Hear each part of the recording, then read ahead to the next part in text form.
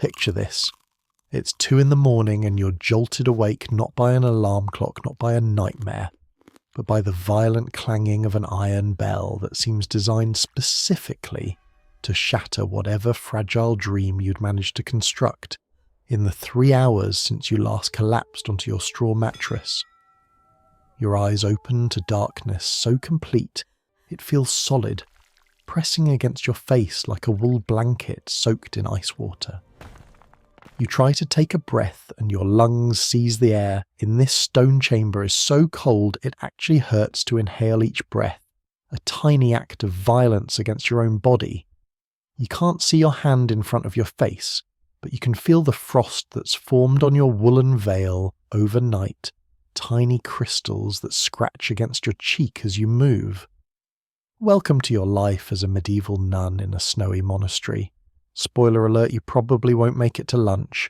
Now, before you dismiss this as some kind of romantic candlelit spiritual retreat, let me be absolutely clear, this is about survival in conditions that would send modern humans running for the nearest heated building within approximately 17 minutes. The medieval monastery in winter wasn't a quaint religious community. It was a deliberate experiment in how much suffering a human body could endure before it simply gave up. And you, with your central heating and your 8-hour sleep cycles, and your expectation that breakfast should actually exist would last about as long as a snowflake on a blacksmith's anvil. So before you get comfortable, take a moment to like the video and subscribe, but only if you genuinely enjoy what I do here. And hey, drop a comment letting me know where you're watching from and what time it is where you are. I'm curious how many of you are cozy in bed right now, blissfully unaware of how good you have it. Now dim the lights, maybe turn on a fan for that soft background hum, and let's ease into tonight's journey together. The bell continues its assault on the silence, and around you in the darkness you hear the rustling of 40 other women dragging themselves from their pallets. No one speaks, speaking is forbidden after Compline the night prayer service that ended barely 3 hours ago. Instead you hear only the shuffle of feet on frozen stone, the whisper of wool habits being pulled over linen shifts, the occasional stifled cough that someone tries desperately to muffle, because even involuntary sounds feel like transgressions in this place. You swing your legs out from under your blanket, a single, thin, woolen covering that's more suggestion than actual protection, and the moment your feet touch the floor you understand viscerally why medieval people slept in their clothes. The stone floor is so cold it feels wet, though you know it's not. It's just that particular kind of medieval winter cold that seems to have texture, seems to have weight, seems to have intention. Your feet wrapped in wool stockings that are more whole than fabric after 6 months of constant wear immediately begin to ache with that deep bone-level cold that you know from experience won't fade until sometime around mid-morning, and even then only if you're lucky enough to stand near the kitchen fires. You fumble in the darkness for your scapula, the long piece of cloth that hangs down front and back over your habit. Your fingers are already stiff, already clumsy, and it takes you 3 tries to get the thing over your head properly. Around you, other women are doing the same, a choreographed dance of dressing that you've all performed so many times you could do it blind, which is fortunate because you are in fact doing it blind. Historians still argue whether this early rising, this brutal truncation of human sleep patterns, was purely about religious devotion, or whether it also served a practical purpose of keeping nuns so exhausted they couldn't rebel, couldn't question, couldn't do anything but obey. The rule of St. Benedict, which governs most medieval monasteries, mandates 8 prayer services throughout each 24-hour period, with the first one matins occurring in the dead of night. The official reasoning is that you should pray at all hours, that your devotion to God shouldn't pause just because your body desperately needs rest. The unofficial result is a community of women operating in a permanent state of sleep deprivation that would be considered a human rights violation by any modern standard. You join the silent procession of shadowy figures moving through the dormitory toward the night stairs, a special staircase that leads directly from the sleeping quarters down to the church. This architectural feature exists precisely because you'll be making this journey multiple times every single night for the rest of your life. And someone centuries ago realized that if nuns had to go outside to get to church for midnight prayers, they'd probably just freeze to death, which would be inconvenient for everyone. The night stairs are narrow, worn smooth by centuries of feet and treacherously slippery with frost. You keep one hand on the wall as you descend, feeling the ice crystals that have formed in the mortar between stones. In summer, these walls weep with moisture. In winter, they glitter with frost patterns that would be beautiful if you had any mental energy left to appreciate beauty, which you don't. Your breath comes out in visible clouds now, and you can see just barely by the single candle that one of the senior nuns carries at the front of the procession. The light is less illumination, and more a suggestion that illumination might theoretically exist somewhere in the universe, though certainly not here, not now, not for you. As you reach the bottom of the stairs and move toward your assigned place in the choir stalls, you catch a glimpse of the church's interior, and it's enough to make your heart sink even further. Frost coats the inside of the windows. Ice has formed in decorative patterns on the stone walls. Your breath and the breath of 40 other women creates a fog that hangs in the air like a visible manifestation of suffering. You take your place in the wooden choir stall, and the wood is so cold it feels like sitting on a block of ice. The choir stalls are arranged in 2 facing rows, and you can just barely make out the shapes of your sister nuns across from you in the flickering candlelight. Everyone is motionless now, hands folded, head slightly bowed, waiting for the abbess to give the signal to begin. Your knees are already protesting, and you haven't even knelt yet. That's the thing about this life, that no one tells you the cumulative damage. It's not just one night of kneeling on cold stone. It's 600 nights, 2,000 nights, 10,000 nights of grinding your kneecaps against flagstones that have been polished smooth by the knees of dead women who knelt here before you. The abbess raises her hand, and as 140 women slide from the wooden seats onto their knees, the sound is like a whisper of fabric and a collective stifled gasp that no one acknowledges.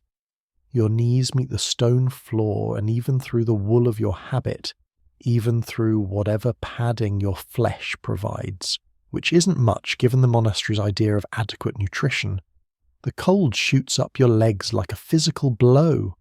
You've developed calluses on your kneecaps, thick patches of hardened skin that every nun here possesses.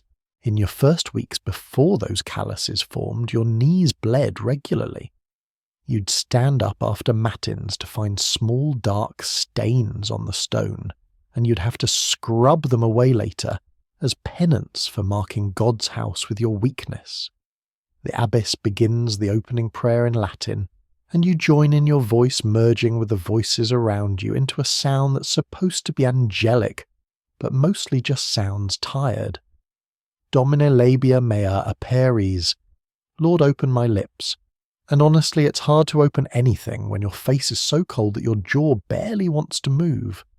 You've watched new nuns, the ones who arrived in autumn, thinking they knew what they were signing up for, experience their first winter matins. The shock in their eyes when they realise this is real, this is actually happening, this will happen every single night for the rest of their natural lives, is something you remember from your own initiation. That moment when romantic notions about religious life meet the reality of frozen stone at 2 a.m. The chanting continues and you fall into the rhythm of it. This is what matins actually is, 2 solid hours of psalms, hymns, readings and prayers, all conducted in Latin, all performed while kneeling or standing with no breaks, no warmth, no mercy. The medieval church divided the Book of Psalms into sections to be recited throughout the week, and at matins you're responsible for a solid chunk of them. Your lips form words you've memorized so thoroughly that your conscious mind can wander while your mouth continues its work. This is both a blessing and a curse. It means you can perform your duty while mentally elsewhere, but it also means you're acutely aware of every physical discomfort, every screaming nerve ending, every minute that crawls by. Around the 15-minute mark, your knees begin to transition from cold to numb, which is actually worse than it sounds. The numbness isn't relief. It's a warning sign that you're doing damage, that blood flow is being restricted, that you're trading tomorrow's mobility for today's devotion. Some of the older nuns can barely walk anymore. Sister Margaret, who's been here for 40 years, has knees that click audibly with every step, a sound like knuckles cracking, and she moves through the monastery with a shuffling gait that speaks of decades of this exact thing, kneeling, standing, grinding cartilage into nothing. Historians still argue whether the medieval church understood the physical toll these practices took on the body, or whether they simply didn't care. Some scholars suggest that suffering was the point, that physical pain was seen as a way to mortify the flesh, to bring yourself closer to Christ's suffering, to prove your devotion through endurance. Others argue that it was simply ignorance, that people genuinely believed that if God wanted you to pray 8 times a day on your knees, God would provide the bodily resilience to do so. Spoiler alert, God did not provide that resilience. What God provided was arthritis, chronic pain, and a shortened lifespan. At the 30-minute mark, someone in the back row shifts position slightly, and you hear the abbess's intake of breath, a sound of displeasure that needs no words. The offending nun freezes, and you all continue chanting as if nothing happened, but you know that woman will pay for that moment of weakness later. The chapter house confession tomorrow will include her admission of physical vanity, of placing bodily comfort above spiritual duty, and she'll receive some additional penance. Maybe extra hours in the freezing scriptorium. Maybe a day of eating her meals kneeling rather than sitting. Maybe, if the abbess is in a particularly severe mood, a session with the discipline, the small whip that nuns use to flagellate themselves as punishment for sins. Your own knees have progressed beyond pain into a kind of distant ache that feels separate from your body, like it's happening to someone else and you're just observing. This dissociation is common here. You've learned to split yourself into parts, the body that suffers, and the mind that watches the body suffer, and the soul that supposedly transcends both. Whether this is genuine spiritual enlightenment or just a trauma response is something you try not to think about too hard. The chanting continues. Psalm after psalm, the words rolling out in waves of Latin that you understand intellectually but don't really process anymore. De profundis clamavi ad te Domine. Out of the depths I cry to you, Lord, and you are actually crying out from the depths, though probably not in the metaphorical sense the psalmist intended. You're crying out from the depths of exhaustion, from the depths of cold, from the depths of a life that has reduced you to a voice in the darkness, a pair of bleeding knees, a body that exists primarily to demonstrate its own insignificance. At the hour mark, you're allowed to stand for a hymn, and the relief is so intense it's almost painful. Blood rushes back into your legs, bringing pins and needles that make your eyes water. You grip the edge of the choir stool to steady yourself, trying not to sway visibly. Next to you, Sister Catherine does sway just slightly and catches herself. She's newer than you, only 2 winters in, and she hasn't fully developed the ability to override her body's screaming demands for rest, for warmth, for basic human comfort. You catch her eye for just a fraction of a second. Eye contact is discouraged but not absolutely forbidden, and in that glance you communicate everything. I know, I understand, we endure. The hymn ends, you kneel again. When Matins finally ends, after what feels like several lifetimes compressed into 2 hours, you don't get to go back to bed. That would be too reasonable, too humane, too much like treating yourself as a person rather than an instrument of divine worship. Instead, you have approximately 45 minutes before Lauds the second service of the day, which means you shuffle off to the one place that's even colder than the church, if such a thing is possible, the scriptorium. The scriptorium is where manuscripts are copied, where knowledge is preserved, where the written word is painstakingly transferred from one piece of parchment to another by women whose fingers can barely hold a quill. It's a large room on the monastery's second floor, positioned to catch morning light through tall windows that in winter serve primarily as portals for cold air to pour through. There's no heating. Fire and manuscripts don't mix, and the monastery's priorities are clear: better to lose a few nuns to hypothermia than risk losing a single illuminated gospel. You take your assigned seat at one of the long wooden desks, and the wood is so cold it feels damp.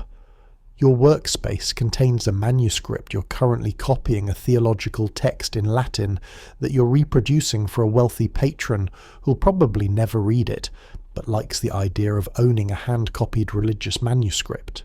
Next to it sits your exemplar, the original you're working from, held open by leather straps. You have a quill that you've cut and recut so many times it's barely functional anymore, an inkwell that you pray hasn't frozen overnight, and a small pumice stone for scraping away mistakes. And there will be mistakes, because you're doing detailed precision work with hands that feel like clubs.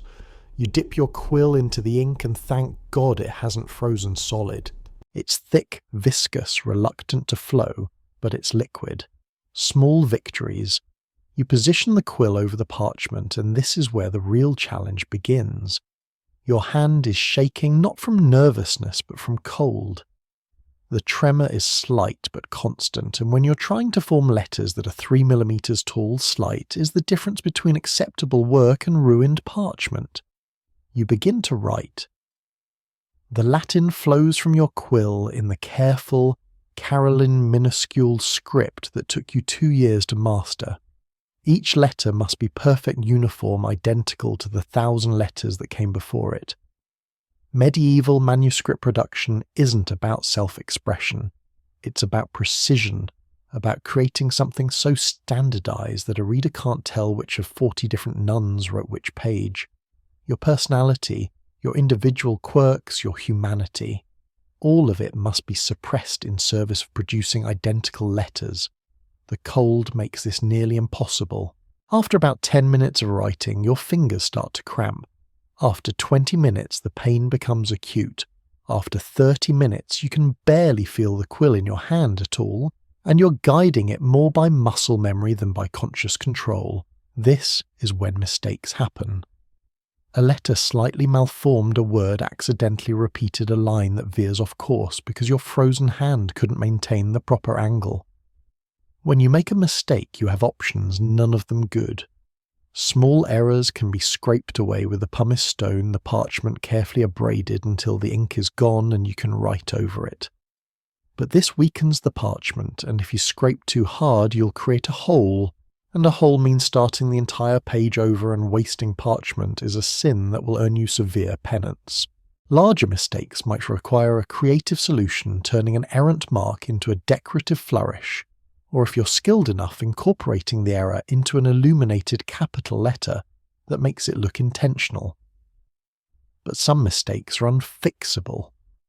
When Sister Beatrice accidentally knocked over her inkwell last winter, splashing black across 3 pages of a nearly completed manuscript she'd been working on for 2 months, she wept silently at her desk while the ink soaked in, ruining everything.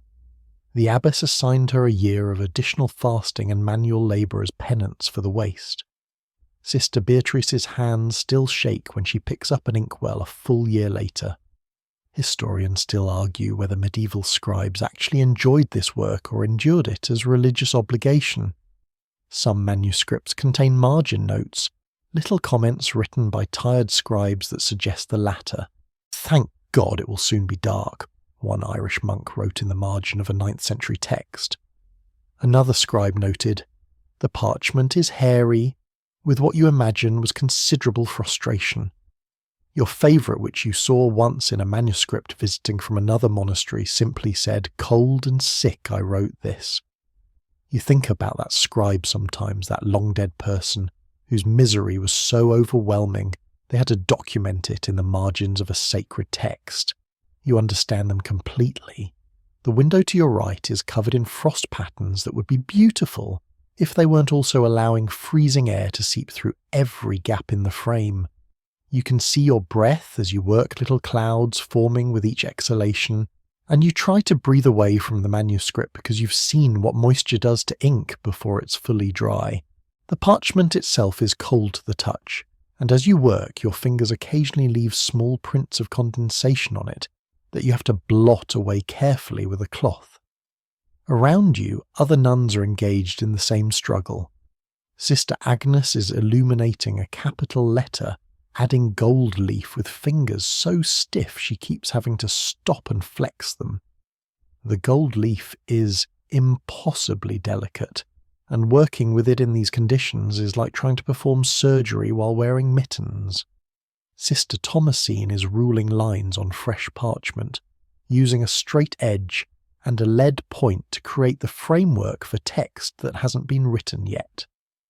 Her lines must be perfectly straight, perfectly parallel, perfectly spaced, because any deviation will be visible in the final manuscript and will reflect poorly on the entire community. No one speaks. The rule of silence governs the scriptorium just as it governs everywhere else, and besides speaking would require energy that you're already spending on the impossible task of producing beauty and precision while your body slowly shuts down from cold. The only sounds are the scratch of quills on parchment, the occasional shift of weight on wooden benches, and the wind outside which has picked up and is now howling through the gaps around the windows like a living thing trying to get in. Your current manuscript is a copy of Augustine's Confessions, and there's a certain irony to copying the words, "Our hearts are restless until they rest in you, O Lord," while your own heart is primarily restless about whether your fingers will still be functional by spring. Augustine wrote about spiritual longing. You're experiencing physical longing for warmth, for sleep, for a world where intellectual labour doesn't come with a constant threat of frostbite. After 45 minutes, the bell rings for Lauds, and you carefully clean your quill cap, your inkwell, and leave your work exactly as it is. You'll return after the service to continue assuming your hands have recovered enough function to hold a quill again. Lauds lasts another hour, more kneeling, more Latin, more pretending that your body isn't staging a full-scale rebellion against this lifestyle. And when it finally ends, the sky outside is beginning to show the first grey hints of dawn. Not sunrise, not yet, just the grudging admission that night might eventually end, that light is theoretically possible, that the world hasn't been plunged into eternal darkness even though it certainly feels that way. You file into the refectory for the first meal of the day, and using the word meal here is generous to the point of dishonesty. What you're about to receive is less a meal and more a notification that food exists somewhere in the theoretical universe, just not in quantities that would actually satisfy hunger or provide adequate nutrition for people who've been awake and working for 5 hours already. The refectory is a long, narrow room with tables arranged in rows, and you take your assigned seat on the wooden bench, which is, surprise, also freezing cold. The tables are bare wood, scrubbed clean, and there's no tablecloth, no decoration, nothing that might suggest that eating is supposed to be a pleasant experience rather than a merely functional one. At the front of the room, there's a raised platform where the abbess and the senior nuns sit, and next to it a small podium where one nun will stand and read aloud throughout the entire meal, because God forbid you should eat in peace without simultaneously receiving religious instruction. A novice brings around the food, and here's what you get: one piece of bread. Not a loaf, not even half a loaf. One piece roughly the size of your fist, and it's not the fluffy white bread you're imagining. This is heavy, dark, coarse bread made from a mixture of rye and barley, and it's been baked several days ago, so it's already going stale. The crust is hard enough to hurt your gums if you bite into it wrong. The interior is dense and slightly sour. This bread represents approximately 60% of the calories you'll consume before evening, so you'd better pace yourself. Next comes your drink weak ale. Not because anyone's trying to get you drunk at dawn. This ale is so low in alcohol it's basically just brown water, but because the water from the monastery's well is unpredictable at best and deadly at worst. Medieval people understood, even if they didn't know about bacteria, that water could make you sick, and that beer, even weak beer, was safer. The ale is served in a wooden cup, and it's cold, obviously, because everything is cold, and it tastes like bread water with a hint of sadness. And that's it. That's breakfast. A fist of stale bread and a cup of disappointing ale consumed while standing because the bench is too uncomfortable to sit on for long, or sitting because your knees hurt too much from matins and lauds to keep standing. Pick your suffering. While you eat and eating, this bread is work requiring serious jaw commitment. Sister Helena stands at the podium and reads from the lives of the saints. Today's selection is about St. Lucy, who had her eyes gouged out rather than renounce her faith. And honestly, after the morning you've had, you can relate to wanting someone to gouge your eyes out so you could stop looking at the bleak reality of your existence. The reading is in Latin, of course, and Sister Helena has a droning quality to her voice that suggests she's as thrilled about this duty as you are about listening to it. You're not allowed to talk during meals. Talking would imply that eating is a social activity, and the monastery firmly believes that eating is a regrettable necessity that should be completed as efficiently and joylessly as possible. Instead, there's a complex system of hand signals for requesting things. A circular motion means you want more bread, though good luck actually getting more because second helpings are rare and require the abbess's explicit permission. Pointing at your cup means you need more ale. Touching your throat means you're choking, which honestly happens more often than you'd expect when people are trying to swallow chunks of medieval bread with minimal liquid to wash it down. The abbess watches from her elevated table, and her breakfast is identical to yours, which is one of the few genuinely egalitarian aspects of monastic life. Unlike the secular world where nobles feast while peasants starve, the monastery operates on the principle that everyone suffers equally. The abbess eats the same bread, drinks the same ale, kneels on the same cold stones. It's democratic misery. Historians still argue whether medieval monastic diets were adequate for sustaining human life, and the answer seems to be barely. You're getting somewhere between 200 and 500 calories per day, which might be sufficient if you are sitting still, but you're not. You're kneeling for hours, standing for hours, walking up and down stairs, working in the scriptorium, doing manual labour in the afternoon. Your body is constantly cold, which means it's burning extra calories just trying to maintain your core temperature. The result is that everyone here is thin, not fashionably thin, but gaunt, with pronounced collarbones and wrists that look like they might snap if you put pressure on them. The bread sits in your stomach like a stone, and you're already thinking about the next meal, which won't come for another 8 hours. That's the insidious thing about chronic hunger. It colonizes your thoughts. You're supposed to be contemplating divine mysteries, but instead you're mentally cataloguing every meal you've ever eaten, every feast day when you got an extra portion, every time someone snuck you a bit of cheese from the kitchen stores. Food becomes an obsession, not because you're gluttonous, but because you're literally starving. Sister Helena finishes the reading about St. Lucy's eyeballs, and the abbess leads a prayer of thanksgiving for the meal you've just received. You bow your head and murmur the words thanking God for bread that could double as a weapon, and ale that tastes like regret. The meal ends after about 15 minutes, and you file out of the refectory with your hunger, barely touched, just acknowledged, and then dismissed like every other bodily need in this place.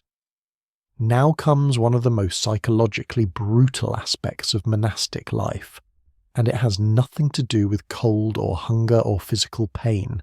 It's the silence. The permanent suffocating, personality erasing silence that governs nearly every moment of your existence here. You've already been awake for 6 hours, and in that entire time you've spoken exactly 0 words. You won't speak at prime the next service. You won't speak during your work hours. You might be allowed to speak for a few minutes during the afternoon recreation period, but that's hours away, and even then conversations are monitored, restricted to appropriate topics, and can be revoked as punishment. The rule of St. Benedict, which governs this monastery, has an entire chapter on silence, and it's pretty clear about the stakes. In a flood of words, you will not avoid sin. Therefore, the solution is simple: stop talking. Just stop. Forever. Become a person who exists without verbal expression, without the back and forth of human conversation, without the ability to crack a joke or share an observation, or say out loud what you're thinking. Your personality, your sense of humour, your individual way of expressing yourself, all of it must be suppressed in service of holy silence. What you have instead is a system of hand signals so elaborate it's basically its own language. A hand to your forehead means you have a headache. Fingers walking across your palm means you need to go somewhere. A circular motion over your heart means you're sorry. There are signals for bread water, candles, books, specific psalms, individual saints, types of weather, emotional states, and about 100 other concepts that come up regularly in monastic life. You learned these signals during your novitiate, and now you use them automatically, your hands speaking while your mouth stays shut. But here's the thing about hand signals: they're functional, not expressive. You can indicate that you need thread for sewing, but you can't explain that you're frustrated because the last batch of thread kept breaking, and you're worried you won't finish the altar cloth on time. You can signal that you're feeling unwell, but you can't describe the specific quality of the pain in your chest, can't say, "It feels like someone's sitting on my ribs," or "I'm scared this might be serious." Everything becomes reduced to its simplest form, and nuance, the thing that makes human communication actually human, gets stripped away. The silence does something to your brain over time. In your first months here, you had full conversations with yourself in your head, complete with both sides of the imaginary dialogues. You'd think about what you'd say to Sister Catherine if you could talk, and then imagine what she'd say back and construct entire exchanges that existed only in your mind. But eventually even that internal chatter started to fade. Now, months or years into this life, you're finding that you think in simpler terms, that your internal monologue has become less elaborate, that whole days go by where you barely think in words at all, just in impressions and feelings and a general sense of existing, without narrating that existence to yourself. Some scholars argue this is exactly what the rule intended, that silence isn't just about preventing gossip or maintaining order, but about fundamentally changing how you relate to yourself and the world. When you can't talk about your experience, you can't quite process it in the same way. The act of describing something, even just to yourself, creates a kind of psychological distance that lets you examine it, understand it, possibly resist it. Take away the language and you're left with raw experience that you simply endure without interpretation. Other historians suggest the silence rule was more practical, that when you cram 40 women into close quarters for decades, preventing them from talking prevents conflicts, jealousies, and the formation of cliques that might threaten the community's stability. Can't have an argument if you can't argue. Can't spread rumours if you can't speak. Can't organise a rebellion if you can't discuss your grievances out loud. The silence is control pure and simple. You're walking to Prime now, the third service of the day, and you pass Sister Margaret in the corridor. She's one of the older nuns, been here for decades, and you notice something that's been happening gradually. She stopped making eye contact. She looks at the floor, at the walls, at her own hands, anywhere but at other people's faces. This is common among the long-term residents. After years of not being allowed to speak, they've stopped seeking connection even in non-verbal ways. The isolation becomes so complete that other humans become just moving obstacles to navigate around rather than people to acknowledge. You wonder sometimes what you sound like anymore. Your voice when you're allowed to use it during the brief recreation periods, or when responding during confession, sounds strange to you, too loud, too rough, like it belongs to someone else. You've developed a habit of clearing your throat before speaking during those rare permitted moments, and even then words come slowly, carefully, as if you've partially forgotten how to construct sentences. There's also the phenomenon of the voice in prayer. During services, you're chanting in Latin, which isn't really speaking, it's more like being a musical instrument that produces sounds on command. You can chant for hours without feeling like you've actually used your voice in any meaningful way. The words aren't yours, they're ancient, prescribed, repeated by millions of other voices across centuries. You're not expressing anything. You're just reproducing sounds, and there's something deeply dehumanizing about that reduction. During recreation hour, if it happens today, which isn't guaranteed, you're technically allowed to talk, but the reality is complicated. First, you're so out of practice that conversation feels awkward and forced. Second, you know that Abbess is listening or has assigned someone to listen, and anything you say might be used against you later in confessional chapter meetings. Third, what is there even to say? Everyone here has the same experience. You're all cold, all hungry, all exhausted. Talking about it doesn't change it, so why bother? Some women do talk during recreation. They discuss theological questions, share observations about the Psalms, talk about their work in the scriptorium or the garden. These conversations have a stilted quality, like people reading from scripts. The spontaneity, the natural flow of human dialogue has been trained out of everyone. You might spend 10 minutes carefully constructing a single sentence about your interpretation of a particular verse, and someone else will spend another 10 minutes crafting an equally careful response, and by the end you've barely exchanged any actual information or emotion. The silence also amplifies everything else. Small sounds become enormous. The scratch of your quill in the scriptorium sounds like thunder. Someone's stomach growling during Mass is mortifyingly loud. The rustle of fabric as someone shifts position becomes a notable event. You become hyper-aware of sound in a way that makes you self-conscious about every breath, every footstep, every involuntary bodily noise. Prime comes and goes, another hour of kneeling, another round of psalms, another opportunity for your joints to remind you that they exist and they're unhappy about it. Then terce at mid-morning, then sext at noon, then none in the early afternoon.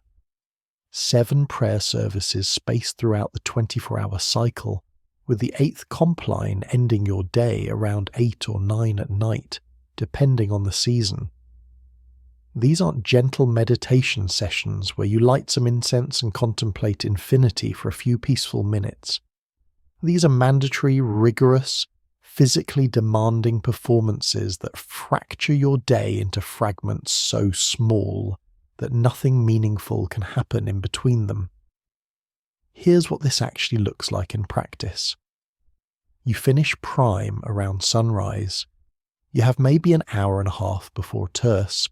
In that time, you need to return to the scriptorium and continue copying manuscripts. But your brain is foggy from sleep deprivation. Your fingers are still recovering from the cold. And just as you're getting into a rhythm, just as you're managing to produce a few decent lines of text, the bell rings for terce. So you stop, clean your quill cap, your ink, and march back to church. You kneel for another 45 minutes to an hour. Your knees, which had just started to feel almost normal, are now screaming again. You chant more psalms. You stand. You sit. You kneel again. Service ends. Now you have maybe 2 hours until sext. Back to the scriptorium. Try to remember where you left off. Try to recapture whatever concentration you'd built up before. Get maybe 30 minutes of actual productive work done before you start worrying about the next service. Should you start a new word? What if you're in the middle of a complicated capital letter when the bell rings? Better to play it safe and just putter around preparing materials, organising your workspace, doing anything that can be interrupted without consequence. The bell rings. Back to church. You can see the problem here. The monastic schedule isn't designed to facilitate deep work or sustained concentration. It's designed to keep you in a state of constant interruption, constant redirection toward prayer, and away from anything that might allow your mind to wander into dangerous territory, like thinking about how absolutely insane this lifestyle is, or how much you miss your family, or whether there might be a better way to serve God that doesn't involve destroying your body and fragmenting your consciousness into useless shards. Historians still argue whether this fragmentation was intentional or just an unfortunate side effect of the rule's requirements.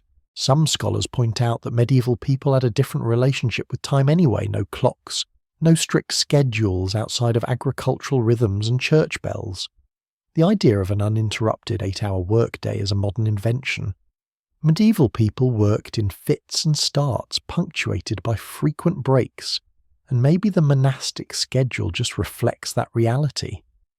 But other historians note that the frequency and rigidity of monastic prayer services seems specifically designed to prevent any kind of sustained focus on anything other than religious devotion. You can't get absorbed in your manuscript work, can't lose yourself in gardening or sewing or baking, can't develop any identity separate from your role as a prayer, a vessel for divine worship. Your selfhood gets ground down into dust by the constant requirement to stop whatever you're doing and return to the same psalms, the same postures, the same Latin words you've repeated 10,000 times before. The psychological impact is profound. You develop a kind of perpetual distractibility, an inability to fully commit to any task because you know it's going to be interrupted soon anyway. Your brain learns to work in short bursts, to never fully engage, to always hold something back in reserve because full engagement would just make the constant interruptions more painful. It's learned helplessness applied to cognitive function, and the services themselves, they blur together. You've chanted the same psalms so many times that they've lost all meaning. Psalm 51, "Have mercy on me, O God, according to thy great mercy," you could recite in your sleep, and actually you sort of do. Sometimes you catch yourself chanting the words while your mind is completely elsewhere, thinking about nothing, or thinking about the pain in your knees, or counting the stones in the wall across from you, or doing anything except actually contemplating the meaning of the ancient Hebrew poetry you're reproducing with your voice. There's a term for this in medieval monastic writings, acedia, spiritual sloth, the sin of not caring anymore, of going through the motions without feeling anything, of showing up to prayer because you have to, but being completely absent in any meaningful sense. The Desert Fathers wrote about it extensively, this creeping numbness, this emotional deadness that settles over you when you've done the same religious practices so many times that they've become as meaningful as breathing. You do it because you have to, not because you want to, not even because you believe it matters, just because stopping would be worse than continuing. Between terce and sext, you're usually assigned some kind of manual labour. Today it's your turn in the laundry, which means you'll be spending the next 90 minutes plunging your hands into freezing water to scrub stains out of linen, while your fingers gradually lose all sensation. Between sext and nun, you might get an hour in the garden if weather permits, or more time in the scriptorium if it doesn't. Nun to vespers more, work more cold, more silence. Vespers to compline, maybe dinner definitely more cold, always more silence. The point is that you never have time to settle into anything. You never achieve flow state. You never get to pursue a task from beginning to end with sustained focus and attention. Your life becomes a series of abbreviated gestures toward productivity punctuated by enforced worship that has become so routine it's more like muscle memory than spiritual practice. And here's the really insidious part: you can't complain about it. Complaining would require speaking, which is forbidden. Even if you could speak, complaining would mark you as lacking in devotion, as someone who values personal comfort over divine service. The structure of the monastic schedule is sacred, ordained by Benedict himself, refined over centuries of tradition. Questioning it would be questioning the entire foundation of your community, your vows, your reason for being here. So you don't question it, you just endure it. Service after service, day after day, your life measured out in kneeling and standing, in psalms you no longer hear in interruptions that have become the only constant in your existence. The bell rings, you go. The bell rings, you go. The bell rings again. Between none and vespers, assuming the weather isn't actively trying to kill you, which in winter is never a safe assumption, you're assigned work in the herb garden. And look, calling it a garden is being generous. What you're actually walking into is a small enclosed plot of frozen earth where a few desperate plants cling to survival against all odds, much like yourself. The garden sits on the south side of the monastery, theoretically the warmest location protected from northern winds by the stone wall. In summer, this garden produces the medicinal herbs that keep the infirmary stocked. In winter, it produces suffering and occasionally frostbite. You push open the heavy wooden door that leads to the garden, and the cold hits you differently out here. It's not the trapped, stagnant cold of the church or scriptorium, but a moving, aggressive cold that comes at you horizontally, driven by wind that seems to have a personal grudge. The garden is maybe 30 feet by 20 feet, divided into raised beds that are currently covered with a thin layer of ice-crusted snow. Your job today is to harvest whatever's still viable, primarily roots, and a few hardy evergreen herbs that can tolerate these conditions. You're looking for things like elecampane root, which treats respiratory ailments and is desperately needed right now because half the monastery is coughing. You need to dig for comfrey root used in poultices for the broken bones and sprains that happen regularly when people slip on icy stones. There's mugwort, which helps with women's complaints, though discussing those in any detail is considered immodest. And if you're very lucky, you might find some winter-hardy thyme or sage, though most of the above-ground herbs have long since died back. The tools you have are primitive: a small spade, a trowel, a basket for collecting. Your hands are bare because gloves would make the detailed work impossible, and anyway, the monastery doesn't have gloves to spare. So you kneel in the snow, because of course you're kneeling again, your knees haven't suffered quite enough today, and start digging with fingers that immediately begin to ache, and then burn, and then go numb. The earth is partially frozen, which means every bit of progress requires serious effort. You're not gently loosening soil, you're chipping away at semi-frozen dirt trying to follow root systems down without breaking them, because a broken root is a wasted root, and waste is sin. The cold makes your movements clumsy and you keep having to stop and blow on your hands trying to restore enough sensation to keep working. Your breath comes out in clouds and you watch it dissipate into the grey air, wondering if this is what your soul looks like leaving your body, because that's certainly what it feels like is happening. Sister Josephine is working next to you, harvesting what looks like the last of the fever few, and when you glance over you notice her hands are purple-red, that particular colour. That means blood is still flowing, but barely. She catches you looking and gives a tiny shrug, the universal gesture for, "What can you do?" and goes back to digging. There's no point complaining. Everyone's hands look like this in winter. In a few weeks, when the cold really settles in, some of you will develop chilblains, those painful itchy swellings that happen when your skin doesn't quite freeze, but comes close enough to sustain damage.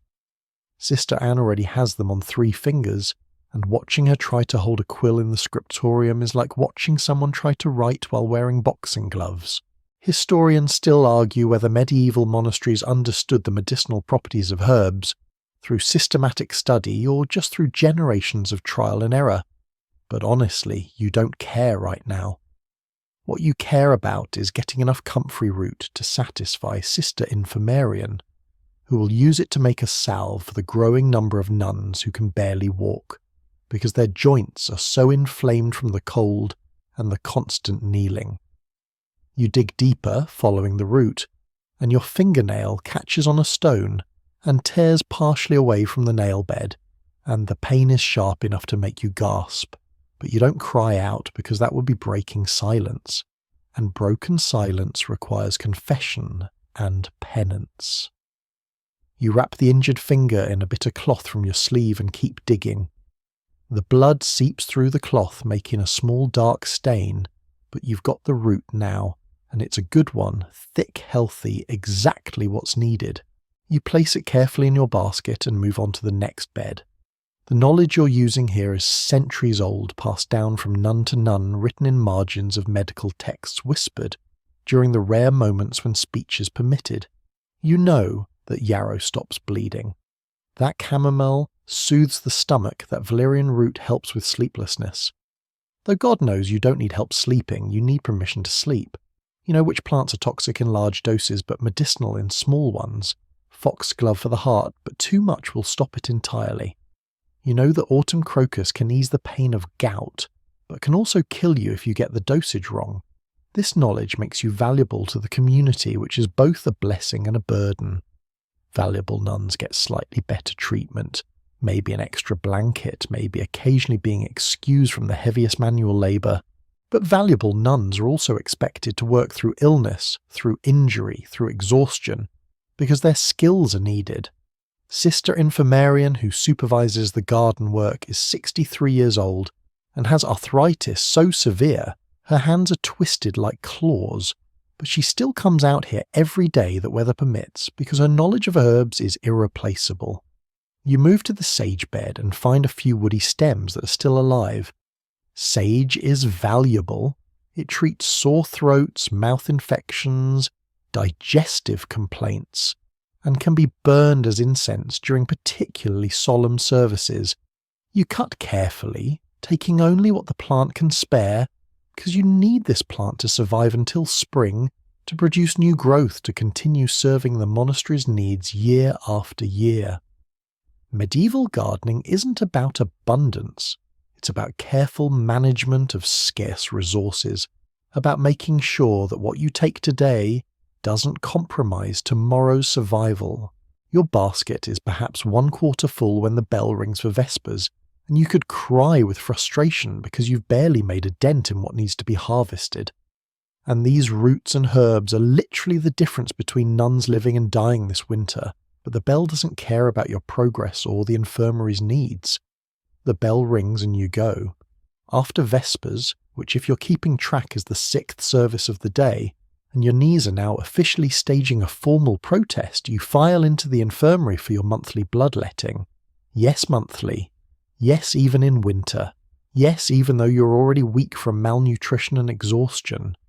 Because medieval medicine operates on the theory of humours, and according to that theory your body is constantly producing too much blood, and that excess blood needs to be removed or you'll become ill. The irony that bloodletting often makes you ill is not lost on you. But questioning medical practice is above your pay grade, which is 0, because you don't get paid. The infirmary is one of the warmer rooms in the monastery. Not warm, just less brutally cold, because it actually has a small brazier burning in the corner. Fire be damned, apparently dying, patients need some heat. There are 6 beds along the walls, though. Beds is generous.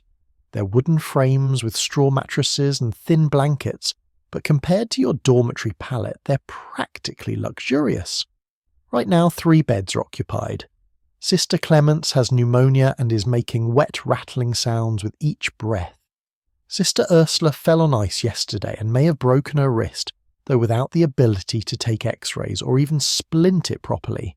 May have broken will remain forever in the realm of speculation. And Sister Dorothea is simply old, 72 years old, which is practically biblical for medieval times, and is slowly shutting down her body, finally giving up after decades of this life. Sister Infirmarian gestures for you to sit on the stool near the brazier, and you obey, rolling up your sleeve to expose your left arm. She ties a strip of cloth around your upper arm tight enough to make the veins stand out, and you watch with detached fascination as she selects her lancet, a small, sharp blade kept specifically for this purpose. The blade has been heated in the brazier, which is supposed to prevent infection, though the success rate on that is questionable at best. She finds the vein in the crook of your elbow and you turn your head away because watching your own blood flow out is somehow worse than just feeling it happen. There's a quick, sharp pain as the blade enters, and then a strange sensation of warmth running down your arm as blood begins to flow into the small bowl positioned beneath. The warmth is almost pleasant for a few seconds, and then you start to feel lightheaded and then colder than you already were, as if the blood leaving your body is taking all your remaining heat with it. Medieval medical theory held that the body contained 4 humours: blood, phlegm, black bile and yellow bile, and health was a matter of keeping these in balance. Too much blood made you sanguine, overly optimistic, energetic, possibly feverish. The solution was obvious: remove some blood. The fact that removing blood makes people weak, dizzy, and more susceptible to illness was explained away as the body adjusting to its new, healthier state.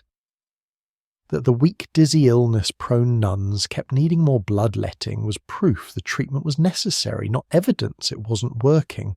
Historians still argue whether medieval physicians genuinely believed in humoral theory, or whether it was just the best explanatory framework available, given their limited understanding of physiology. Either way, the result is the same. You're sitting here losing blood. You can't afford to lose blood.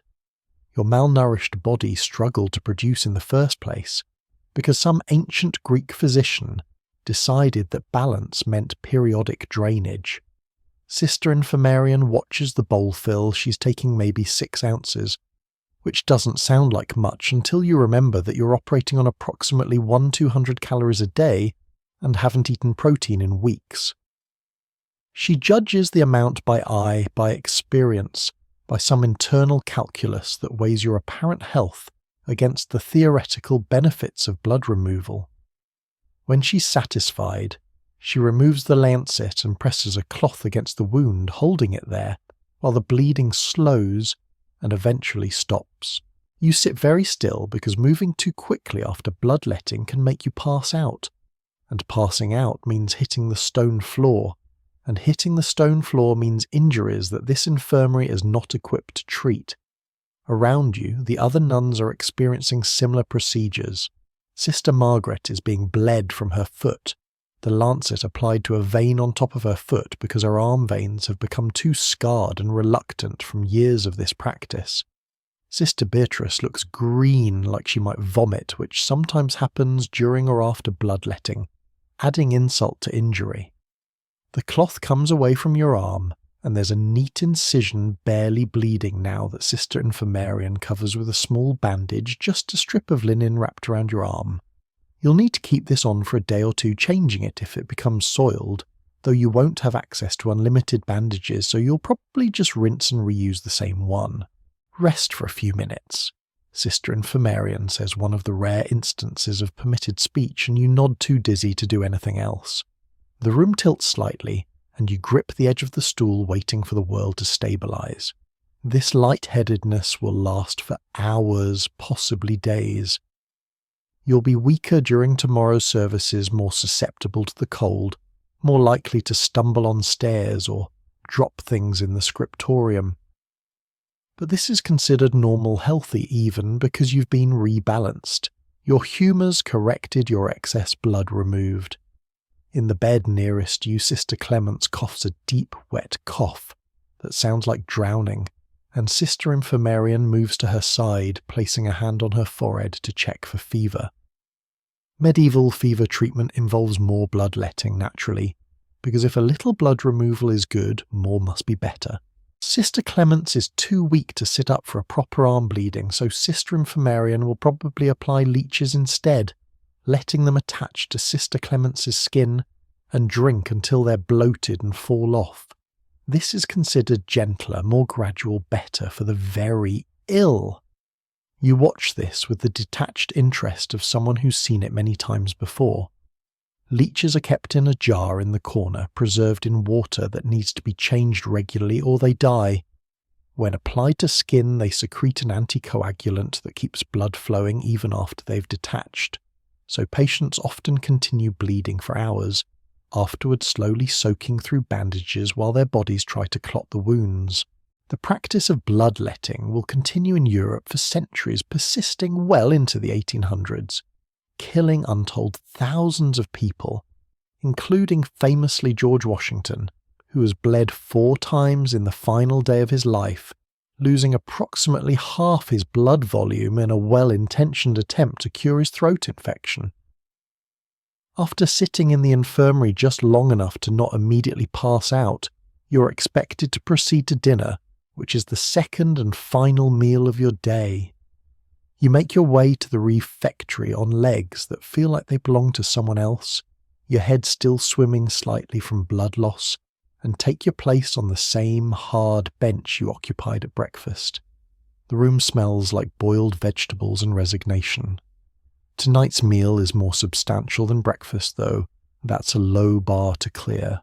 What arrives in front of you is a wooden bowl containing pottage, a thick vegetable stew that's the backbone of medieval peasant cuisine, and apparently monastic cuisine as well. This particular pottage contains onions, leeks, cabbage, turnips, a few sad beans, and some barley for substance. It's been cooked for hours, maybe days, so everything is broken down into a greyish-brown mush that's more texture than individual ingredients. There's no meat, because this is a fast day, and honestly, most days are fast days. The Benedictine rule allows meat for the sick, but since you're not officially sick, just chronically malnourished, exhausted, and recently bled, you get vegetables. The pottage is at least warm, which is more than you can say for most things in your life right now. You wrap your hands around the bowl, absorbing the heat through the wood, and for a moment this small warmth is the best thing that's happened to you all day. Then you pick up your wooden spoon, your only eating utensil, because forks are for fancy nobles, not for brides of Christ, and begin eating. The pottage tastes like exactly what it is. Vegetables boiled into submission with minimal seasoning. There's probably some salt, maybe a hint of herbs from the garden, but nothing you'd call flavour. Medieval monastic cuisine isn't about pleasure. It's about sustenance delivered as efficiently and joylessly as possible. You're not supposed to enjoy eating. Enjoyment implies, gluttony implies treating your body as something worthy of pleasure, rather than as a vessel for suffering that brings you closer to God. While you eat, Sister Catherine stands at the podium and reads from a religious text tonight. It's something about the martyrdom of St. Agatha, who had her breasts cut off and was then rolled over hot coals because apparently medieval people thought these stories would improve digestion. You try to focus on the words while eating, but your brain is doing that thing where it can't quite decide whether to process language or coordinate the physical act of getting food into your mouth, and you end up doing both poorly. Next to your bowl there's a piece of bread, not quite as stale as breakfast's offering, and a cup of ale that's slightly less depressing than the morning version. The ale is dark, yeasty, and provides maybe 100 calories of liquid bread. You're supposed to make this meal last, to eat slowly and mindfully, to contemplate each bite as a gift from God. In reality, you're so hungry that you want to inhale everything in about 30 seconds, but that would be unseemly, possibly gluttonous, definitely monitored by the abbess who's watching from her elevated table. Historians still argue whether medieval monastery food was truly this grim, or whether the written records emphasize asceticism while actual practice was more lenient. Some monastery account books show purchases of fish, eggs, cheese, even occasional meat, suggesting that the diet varied more than the rules strictly allowed. But those monasteries were generally wealthy, well-connected, and operating in times of plenty. Your monastery, isolated, poor operating during a particularly brutal winter, is experiencing the rule as written, which is to say, barely enough to survive. The pottage contains maybe 400 calories, the bread adds another 200, the ale contributes perhaps 100, that's 700 calories for dinner, which brings your total daily intake to approximately 1,300 calories, assuming you finished everything at breakfast and dinner. For context, a moderately active woman needs around 2,000 calories per day to maintain her weight. You're getting 65% of that while engaging in physically demanding labour, in freezing conditions that require extra calories just to maintain body temperature. The math doesn't work. Your body is slowly consuming itself, breaking down muscle tissue for energy-leaching minerals from your bones, compromising your immune system to keep your heart and brain functioning. You can see the effects all around you. Every nun in this room is thin, not fashionably thin, but gaunt, with hollow cheeks and protruding clavicles. Everyone moves more slowly than they should, conserving energy, because there's no surplus to waste on unnecessary movement. Hair falls out. You've noticed your own hair thinning, though you barely see it under your veil. Teeth loosen from vitamin C deficiency, which won't kill you quickly, but will make eating increasingly difficult, creating a vicious cycle where you can't eat because your mouth hurts, so you eat less, so you get weaker, so everything hurts worse.